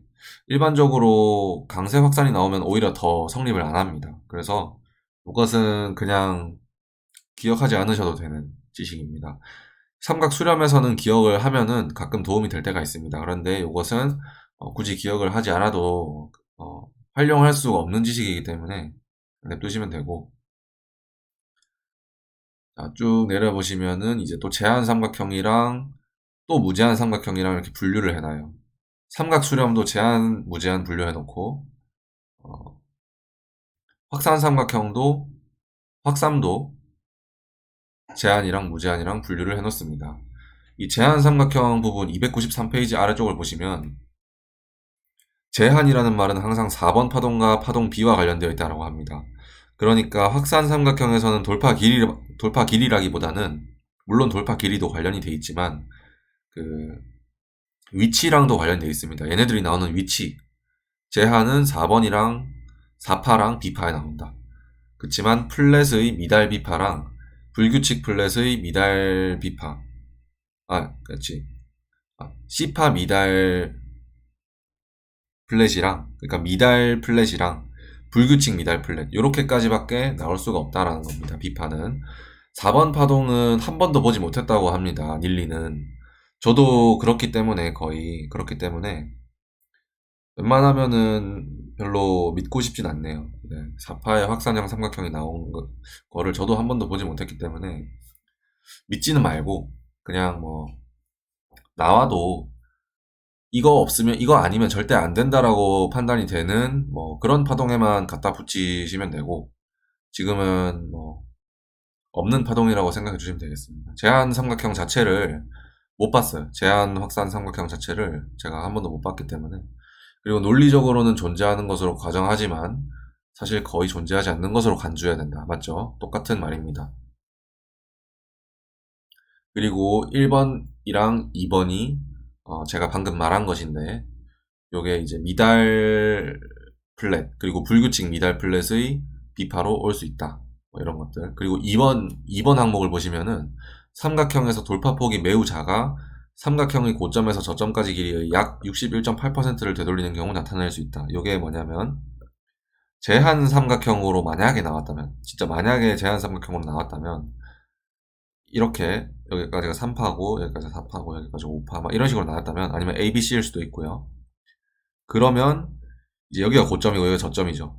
요 고점부터 저점까지 길이의 0.618 정도 수준에서 멈출 확률이 되게 높다 이렇게 말할 수 있습니다. 요거는 본 적이 없기 때문에 제가 뭐라고 통계적으로 말할 수는 없는데 일단 닐리의 지식을 믿어보고 나중에 여기서 괜찮은 타점을 잡게 되면은 그 후에 그냥 똑같은 뭐 경우가 나오면은 아마 믿으시면 될 것 같습니다. 그 다음 수평형 삼각형 여기서도 수평형이랑 불규칙이랑 강세랑 나뉘어져 있다고 했죠. 방금 말씀드렸듯이 삼수에서는 수평형이 더 많이 나오고 수평형이 A파가 B파보다 작은 거였지만 여기서는 오히려 A파가 B파보다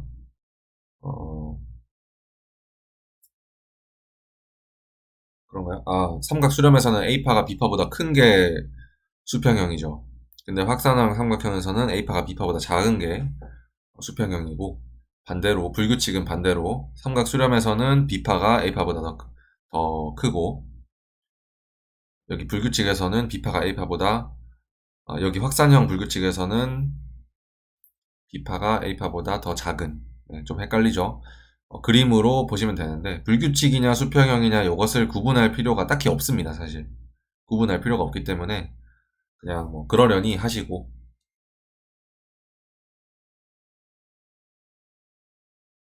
쭉 그냥 보시면 되고요.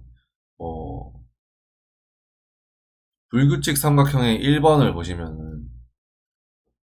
항목을 보시면은 조금 이상한데요. B파가 A파보다 작고, 그렇죠? 그건 맞는 말이죠. 모든 파동이 이전보다 크거나 라고 하면은 그냥 이렇게 되는 거잖아요. 우리가 아는 불규칙 확산 삼각형 방금 배운 거. 요거는 맞는데, 두 번째 글을 보면은, 2번 말고, 이 문장의 두 번째 파트를 보면은, D파가 C파보다 작고, 다른 모든 파동이 이전 파동보다 크다. A, B, C가 나왔는데, D파가 C파보다 작대요. 이렇게. 그리고 E파가 D파보다 크대요. 그리고 AC 추세선은 E파에 의해 뚫려야 되죠. 그리고 확산돼야 되니까 약간 퍼져야 돼요. 이렇게. 이런 게 불규칙 삼각형일까요? 저는 강세 삼각형이라고 생각을 하는데 이런 케이스가 있다고 합니다. 좀 말이 되는지 잘 모르겠어요. 이게 말이 안 되는 것 같은데 요거를 이제 불규칙 삼각형이라고 하지만 저는 이제 강세 삼각형으로 생각을 합니다. 보통은. 그래서 불규칙 삼각형과 강세 삼각형을 구분하는 경계선도 닐리가 되게 모호하게 적어놨고 이런 경우는 불규칙 삼각형으로 보지 말고 애초에 불규칙이랑 수평형을 구분하지 말고 그냥 추세선이 서로 다른 방향으로 가느냐 아니면 같은 방향으로 가느냐 요걸로 구분하자라는 취지입니다. 저런 모양은 불규칙 삼각형에서 정의로 적혀 있지만 강세 확산형 삼각형으로 넣으시는 게 훨씬 더 좋습니다. 강세 확산형 삼각형에 또 설명이 잘못되어 있는데요. B파가 A파보다 살짝 크고라고 되어 있죠. B파가 A파보다 살짝 크고라고 되어 있습니다. 그 다음에 파동 D파가 C파보다 살짝 짧게 형성된다고 했는데요. 이렇게 형성되고 E파가 당연히 제일 길고 이런 식으로 페이크 아웃이 나오고 BD 퍼지고 이런 식으로 나와야겠죠. 이게 방금 그린 그림이에요. 저희가 불규칙일 수가 없고 사실 강세죠. 네. 근데 여기서도 틀린 부분이 있어요. B파가 A파보다 살짝 크다는 이 부분. 이 부분이 틀렸습니다. 이 부분이 왜 틀렸냐? 자, 돌아가 봅시다. 어디로 돌아가냐면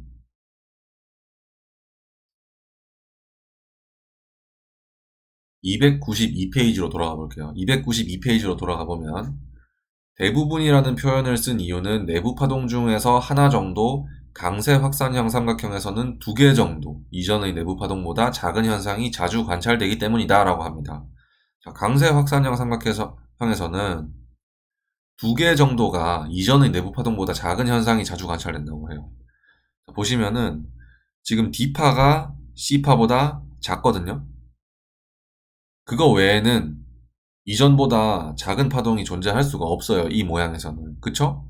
하지만 존재하려면은 A파가 B파보다 살짝 길 수밖에 없습니다. 그러면 B파가 A파보다 살짝 짧죠.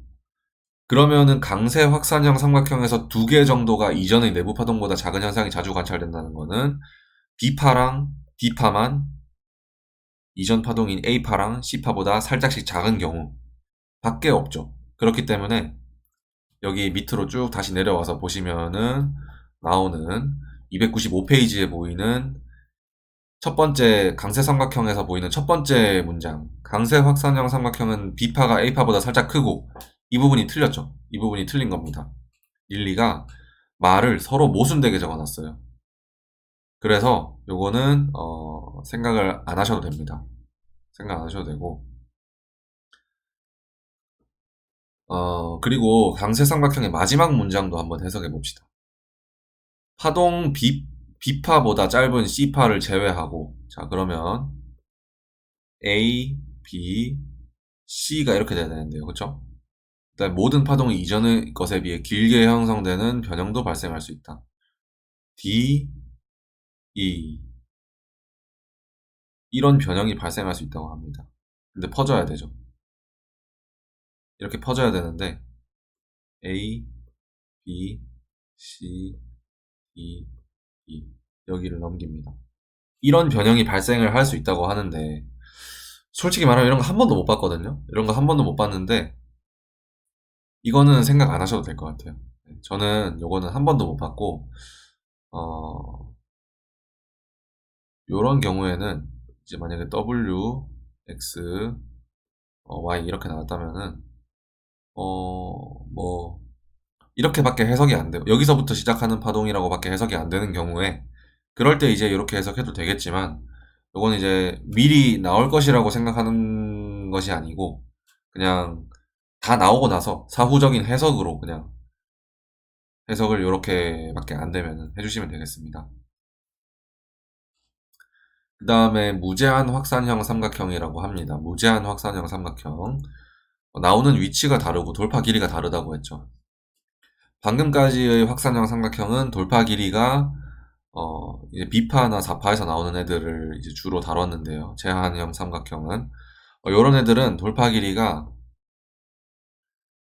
여기를 넘을 수 없다고 지금 말하고 있죠. 하지만 무제한 확산형 삼각형이 나올 경우에는 다 나오고 나서 전부 되돌리거나 아니면은 X파동이 나오고 내려가거나 이렇게 둘 중에 하나라고 합니다. 요거는 제가 개발한 것이고요. 요거는 제가 개발한 것이고 요거는 저는 한 번 정도밖에 본 적이 없지만 여기에서는 지금 그런 거를 이제 설명하기 위해서 글을 쭉 적어 놓은 겁니다. 웬만하면 W, X, 그 다음에 Y에서 확산형 삼각형이 나오거나 강세 확산형 삼각형이 나오면은 그 즉시 다 되돌리고 AC 추세선을 페이크아웃 하는 곳에서 그 즉시 다 되돌리고 그리고 혹은 안 되돌리고 X파가 나오고 내려갈 수도 있기는 있다. 이런 식으로 생각해 주시면 되고요. 저는 이런 경우는 거의 못 봤습니다. 네. 거의 못 봤기 때문에 이런 경우보다는 그냥 W가 카운팅이 되고 X가 카운팅이 되고 Y가 카운팅이 되고 다 되돌린다. 이런 식으로 생각해 주시면 될 것 같아요. 쭉 읽어봅시다. 그냥 무제한 확산형 삼각형은 보다 복잡한 패턴의 내부 파동으로 형성되는 삼각형이다. 예를 들면 하나 이상의 X파동을 포함하는 조정의 첫 번째 또는 마지막 국면은 무제한 확산형 삼각형을 포함할 수 있을 것이다. 자, 예를 들어서 W파의 무제한 확산형 삼각형이 올 수 있다는 거죠. 예를 들어서 A, B, C, D, E 여기까지가 W고 X파 그 다음에 Y파 이런 식으로 올 수 있는데 제가 한번 그 통계를 내본 결과 여기도 W가 이런 식으로 강세로 나오고 X로 나오고 이제 Y로 떨어질 수 있죠.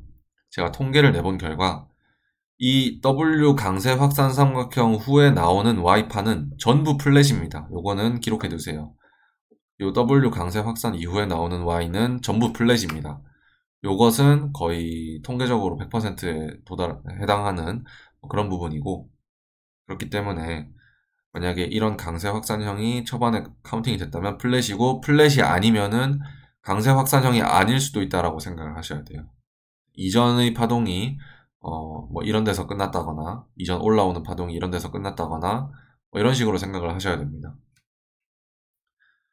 그러니까 첫 번째 국면에서 나오면은 이렇게 되고요. 마지막 국면에서 나오면은 방금 제가 설명드렸듯이 W, X, Y 이렇게 나왔으면은 이 Y를 전부 빠른 시간 안에 되돌려야 되는 게 통계적인 지식이다 라고 알아두시면 되겠습니다.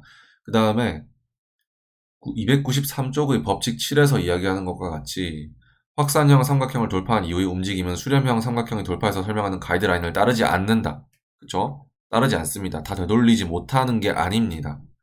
확산형 삼각형의 돌파 수준은 확산형 삼각형의 전체 폭만큼 크지 않아야 하므로 돌파 후 새로운 상승이나 하락 추세는 진행될 수 없음이 명백하다라고 하는데 이제 그거는 W 파동에서 나올 때만 해당하는 겁니다. W 파동에서 무제한 확산형 삼각형이 나오면 뭐 이런 식으로요. 혹은 이런 식으로 W 파동에서 나오면은 X가 나오기에 이상적인 상황이죠. 그건 맞는데 Y파에 나올 때는 아니다. Y파에 나올 때는 다 되돌린다 라고 알아두시면 되겠고 그 다음에 이것은 X파동이 전개되기 위한 이상적인 상황이다. 무제한 확산형 삼각형의 돌파는 일반적으로 X파동에 의해서 이루어지지만 돌파라는 게 굳이 이 추세선을 안 뚫어도 돼요. 굳이 안 뚫어도 되고 그냥 이 파가 끝나고 나오는 무빙 자체를 돌파라고 합니다. 그러니까 어떤 선을 돌파하는 게 아니고 그냥 이 파 끝나고 나오는 무빙 자체를 돌파라고 정의한다라고 알아두시면 되겠습니다. 이것은 터미널 패턴의 5번 파동 또는 3중 조정 또는 3중 조합의 두 번째 X파동일 수 있다. 무슨 말이냐? 그러니까 두 번째 X파동이라는 거는 얘가 Y고 얘가 X고 이전에 W가 있고 W, X, Y, X, Z 이렇게 될 수 있다는 거죠. 이렇게 될 수 있다는 겁니다. 근데 이런 경우 한 번도 못 봤습니다. 그러니까 이거는 생각하지 마시고 사후에 이거 외에는 절대 해석이 안 되는 부분이 있을 때만 사용하세요.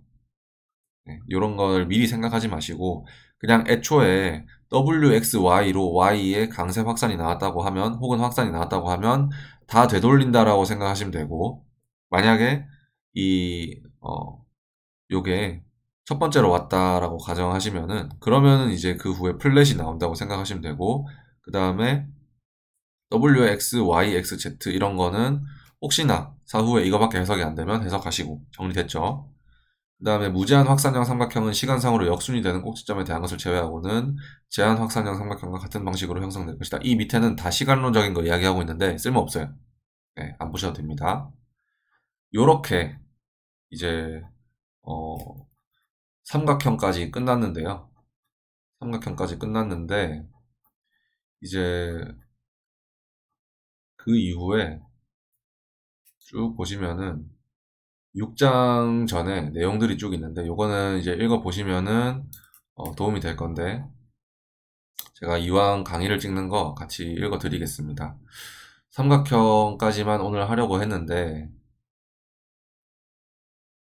네, 조금 더 해야 될 것 같네요. 5장을 그냥 끝내고 아예 이번 시간에 끝내고 다음부터 6장부터 쭉 빠른 시간 안에 진행해 보도록 하겠습니다.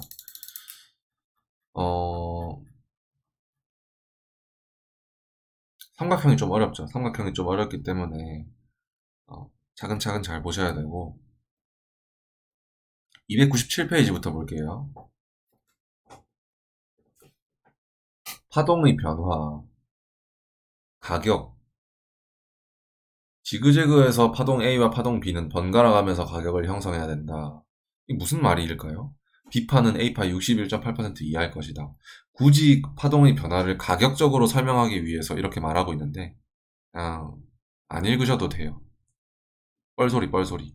그러니까 그냥 당연히 B파는 A파의 61.8% 이하인 게 지그재그의 정의인데 굳이 가격이랑 시간 둘 다 말하고 싶어가지고 가격에 뭔가를 적어 놓은 거예요. 쓸모없는 이야기죠. 시간. 시간상 변화의 법칙은 조정 패턴에 있어 매우 큰 영향력을 가지고 있다. 어, 첫 번째 파동이 n개의 단위 시간으로 구성되었다면 두 번째 파동은 n의 1.618 이상이거나 사실 필요 없습니다. 사실 필요 없고 일반적으로 본인이 통계를 냈을 때 어떤 정도의 파동들이 많이 나오는지를 생각해 보시면 돼요. 예를 들면 플랫이 나올 때 A파에 비해서 B파가 더 훨씬 긴 경우가 많더라. 혹은 A파랑 B파랑 재봤을 때 B파가 좀 짧으면 C파가 터미널 패턴이 나오는 경우가 되게 많더라. 뭐 이런 경우를 이제 좀 생각을 해야 되는 것이지. 뭐 1.618이니 0.618이니 이런 것들이 시간에 정확히 적용된다고 생각하시는 거는 백테스트 재보면은 안 맞는다는 걸 알 수 있을 거예요. 피보나치는 재보면은 성립하는 것들이 되게 많잖아요. 근데 시간적으로는 피보나치를 이룰 확률이 되게 적기 때문에 저런 기준을 활용하는 것이 그렇게 좋은 접근법은 아닙니다. 시간상으로 되게 이제 그 그림들을 많이 보시고 실제로 본인이 플랫으로밖에 카운팅 할 수 없는 그런 부분들을 많이 보시고 플랫이 일반적으로 어떻게 생겼구나. 이렇게 생긴 거는 어떤 식으로 진행될 확률이 높고 저렇게 생긴 거는 어떤 식으로 진행될 확률이 높은 건지 그런 것들을 이제 본인이 직접 백테스팅 해보시고 하셔야 되지 책에 있는 것을 무조건 믿고 시간론적인 걸 지키려고 하시면 안 됩니다. 그 다음에 조정파동에서의 돌파 지점. 참, 이것도 쭉 읽어보시면 알겠지만 그렇게 중요한 개념은 아닙니다. 채널 파트를 보시면은 299쪽에 있는 채널이라는 부분을 보시면은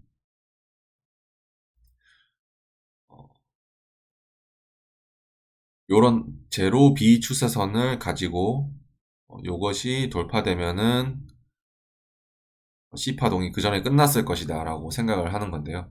요거 자체는 뭐 동의를 합니다. 동의를 하지만 요 C파가 터미널로 진행된다면, 혹은 뭐 이런 식으로 터미널로 진행된다면, 터미널이면은 중간에 뚫릴 수도 있어요. C파가 다시 아직 안 끝났는데 중간에 뚫릴 수도 있어요. 그러니까 그렇게 중요한 지식은 아니라는 거예요, 사실. 터미널로 진행되지 않는다면 사실 그 전에 마감되는 게 맞는데, 터미널로 진행될 가능성이 항상 있기 때문에 중요한 건 아니고요. 나중에 보시면은 좀 시간론 같은 거 할 때 OB 추세선을 뭐 엄청 빠른 시간 안에 뚫어야 된다. 그리고 C점까지 다 되돌려야 된다. 뭐 이런 것도 있는데, 이런 것들이 이제 실제로 본인이 과거 차트를 보시고 해보면 하나도 안 맞는 걸 알 수 있을 거예요. 그래서 저 OB 추세선이라는 건 잘 쓰이지 않고, 그리고 BD 추세선은 많이 쓰이죠. 삼각형에서. 요거가 이제 마감됐는지 안 됐는지 확인하기 위해서. 예를 들어서 이 파가 방금 이런 식으로 됐으면은 사실 여기가 D판 줄 알았는데 수정할 줄 알아야 된다는 거, 일로. 오케이? 그럴 때 쓰입니다. 제로비 추세선을 삼각형에서 쓰지 말 것. 그리고 제로비 추세선을 플랫이랑 지그재그 같은 데서도 타점 잡는 데 쓰지 말고, 그리고 사후 해석하는 데만 그냥 혹시나 한 번씩 도움을 받을 수 있는 거고, BD 추세선은 이제 삼각형에서 쓰는 거고, 나머지 추세선은 이제 복합 조정에서 많이 쓰이게 될 거고요. 임펄스에서는 또 제로2보다는 2,4가 많이 쓰이죠. 2,4 추세선. 그 다음 300페이지 피보나치 되돌림 비율입니다. 플랫 조정부터 보겠습니다.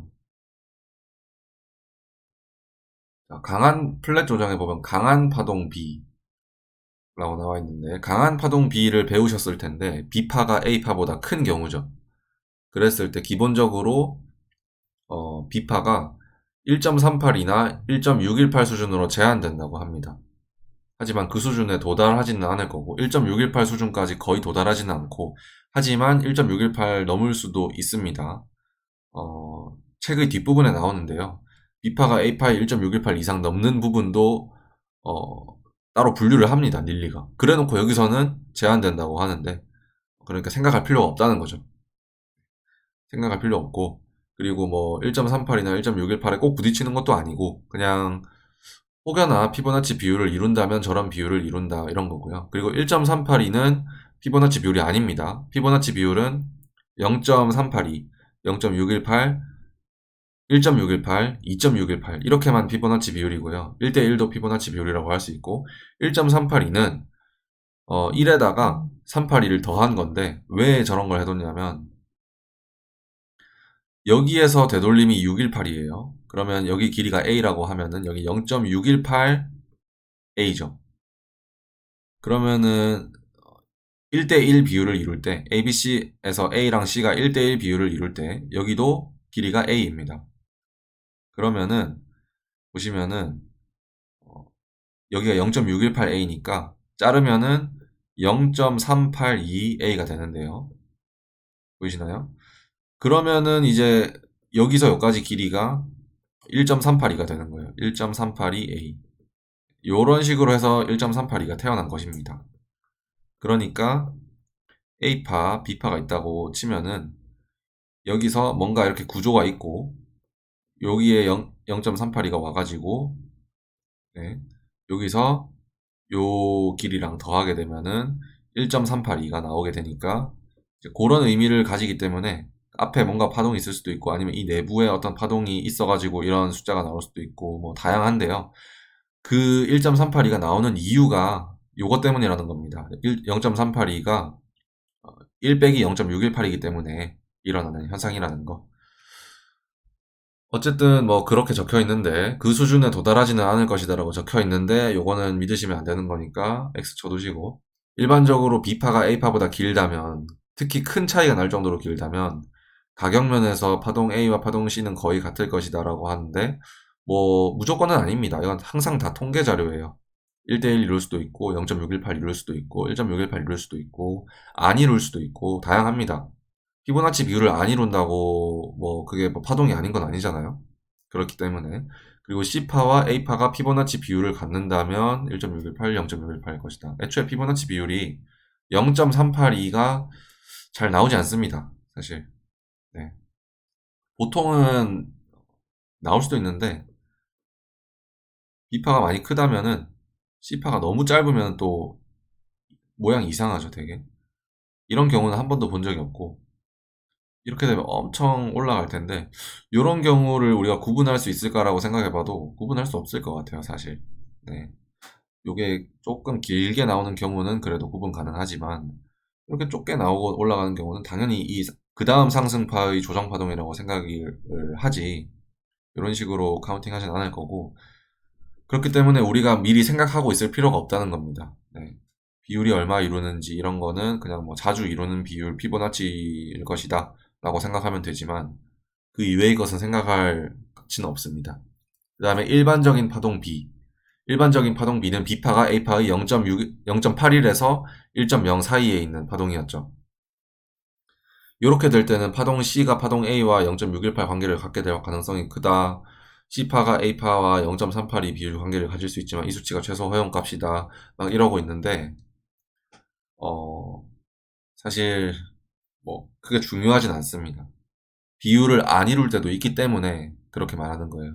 비율을 이루지 않을 때도 카운팅을 할 줄은 알아야 되기 때문에 굳이 비율을 이루진 않지만, 비율을 이룬다면 저런 비율을 이룰 확률이 크다. 그러니까 외워둘 필요 없습니다. 저런 비율들 같은 거 다 외워둘 필요 없이 그냥 넘기세요. 다 넘기고 그냥 뭐 비율 이루면은 좋은 거겠지 이런 식으로 생각하시면 되고, 여러분들이 786, 886, 707 뭐 이런 비율을 많이 알고 계시겠지만 다 필요가 없고, 릴리에서는 그냥 뭐 0.618, 0.38 이런 거 이룬다고 하니까, 아주 간단한 것들 있잖아요.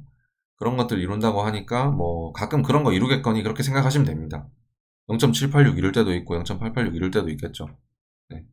근데 A파와 C파가 0.886을 이룬다 이런 건 없습니다. 네. 만약에 이룬다면은 좀 우연일 거예요. 통계적으로 0.886에서는 잘 안 멈추고요. 0.786에서 멈추는 경우는 좀 봤습니다. A파랑 C파 길이가. 1.13도 그냥 별로 없고, 1.272는 멈추는 경우 많이 봤고, 1.382도 책에서 나오겠지만 나중에 이루는 경우를 많이 봤고, 아무튼 그렇습니다. 그건 이제 피보나치 특강 강의를 들어보시면 될 것 같고, 제가 예전에 올린 영상이죠. 그런 걸 들어보시면 될 것 같고, 일단 비율을 외우면서 넘어가진 맙시다. 여기서는 조건은 외워야 되지만 자주 나오는 비율 이렇게 하면 그냥 거의 피보나치 비율이에요, 사실. 약한 파동도 마찬가지죠. 그 다음 지그재그도 마찬가지입니다. 쭉 넘기시면 되고, 삼각형에는 이렇게 적혀 있어요. A파, C파, E파에서 나타나는 가장 일반적인 구성은 A파, C파, E파 간의 618, 382 비율 관계를 갖는 것이고, B파와 D파 간의 618 관계를 갖는 것이다. 뭐 D파와 E파가 또 618 관계를 가질 수 있다. 뭐 이런 식으로 말해 가는데, 이런 거도 그렇게 중요하진 않습니다, 사실. 네. 그냥 우리는 삼각형이 나온다고 하면은 A, B, C, D, E에서 하모닉 패턴을 쓰면 돼요. 이런 식으로. 하모닉 패턴, 반대 방향으로도 하모닉 패턴, 또 여기 방향으로 하모닉 패턴, 계속 하모닉 패턴 써가시면 되고, 마지막 2파 끝점을 잡고 싶으면은 무제한 삼각형의 경우에는 하모닉 패턴을 이루면서 페이크 아웃이 나오는 곳, 만약에 페이크 아웃이 안 나올 것 같으면은 하모닉 패턴을 안 이룬다면은 그냥 D파이 0.618 되돌림 뭐 이런 식으로 들어가시면 되는 거고, 자세히 볼 필요는 없습니다. 그 다음에 파동의 등급이라고 되어 있죠. 파동의 등급은 파동의 시간이랑 관련이 있습니다. 파동의 등급을 굳이 이제 매기자면은 모노 파동, 폴리 파동, 매크로 파동 막 이런 게 있겠지만 그런 거 다 쓸모없고, 그냥 A, B, C가 있고, 이 A, B, C가 또 여기 ABC, ABC 1, 2, 3, 4, 5로 나뉜다고 쳐봅시다. 그러면 여기에 있는 조그만 a는 여기 있는 큰 a보다 한 등급 낮은 파동이고, 이 큰 a가 더 큰 플랫 하나보다 한 등급 낮은 파동이겠죠. 이런 식으로 등급이 결정이 되는 건데요. 사실상 그렇게 의미는 없고 서로 시간상으로 비슷할 수 있다. 뭐 시간상으로 더 긴 것들이 항상 있긴 있어요. 근데 뭐 그런 것들을 떠나서 어, 당연히 대충 등급이 비슷하면은 시간도 비슷한 거라고 기대를 할 수는 있죠. 근데 비파가 이런 식으로 길어지는 플랫이 많은데, 여기에서의 내부 파동이 만약에 있다면은 요 내부 파동은 한 단계 더 큰 등급의 여기 A, 여기는 B-A지만 여기는 A잖아요. B-A가 시간적으로 좀 더 작아야 된다고 생각을 할 수는 있지만 B-A가 A보다 시간적으로 더 큰 경우도 있습니다. 그렇기 때문에 시간론적인 거는 웬만하면 생각하지 마시고 그냥 어떤 그림이 자주 나오는지 이런 것만 생각하시면 돼요. 그 다음에 304페이지부터 이제 조정파동의 실제 모양이라고 해서 나와 있는데 실제 모양들이 뭐 그렇게 중요한 건 아니에요. 여러분들이 여태까지 공부한 거 다 그냥 그려놓은 것이고 어, 자, 몇 페이지가 중요하냐면 307페이지가 중요합니다. 307페이지. 307페이지에 보시면 왼쪽 위에가 위쪽 부분이 이제 수렴형 제한 삼각형이고요. 아래쪽이 무제한 수렴 삼각형입니다. 제한 삼수, 무제한 삼수 차이를 나타낸 건데 차이점을 보시면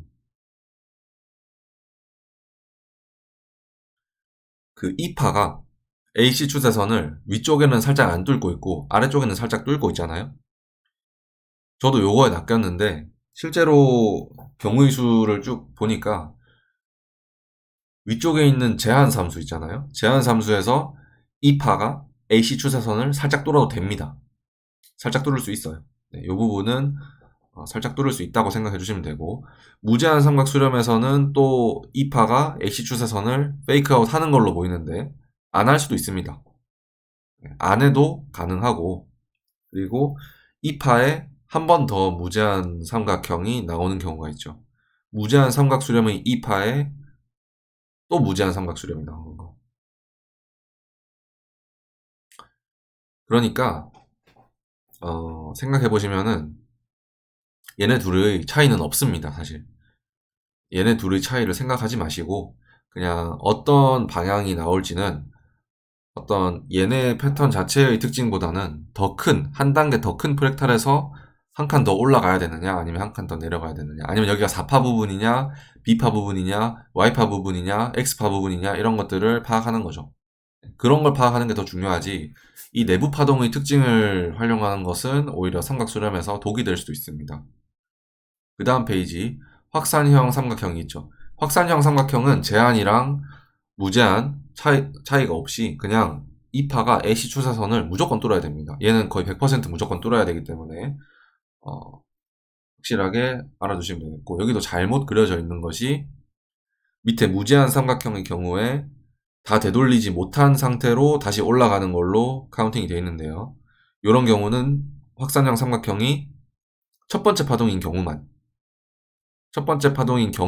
그렇고 W 파동인 경우만 그렇고 W 파동이 아니고 Y파나 Z파면은 전부 다 되돌린다 라고 생각하시면 되겠습니다. 자, 남은 7개의 장에서 배울 것들 뭐 이런 건 그냥 재미로 읽어보시고 이제 5장을 다 끝냈네요. 5장 이렇게 다 끝내시고 5장에서는 패턴이 어떻게 정의되는지 한번 알아보았고 6장부터는 이 패턴 같은 것들을 활용해서 한번 특징도 더 자세하게 알아보고 그리고 복합 조정 그리고 터미널 이런 것들에 대해서 더 자세하게 알아보고 피보나치 비율 그리고 더 상세한 조건들 이 조건들이 끝이 아닙니다. 더 조건이 많아요. 그래서 5장만 읽고 조건을 지켰다고 생각하시면 안 되고 앞으로 나오는 조건들을 잘 지킬 수 있도록 5장의 내용을 숙지하고 넘어가시면 되겠습니다. 네, 그럼 이상 오늘의 강의는 여기까지 하고요. 다음 시간에 6장부터 뵙도록 하겠습니다. 네, 수고하셨습니다.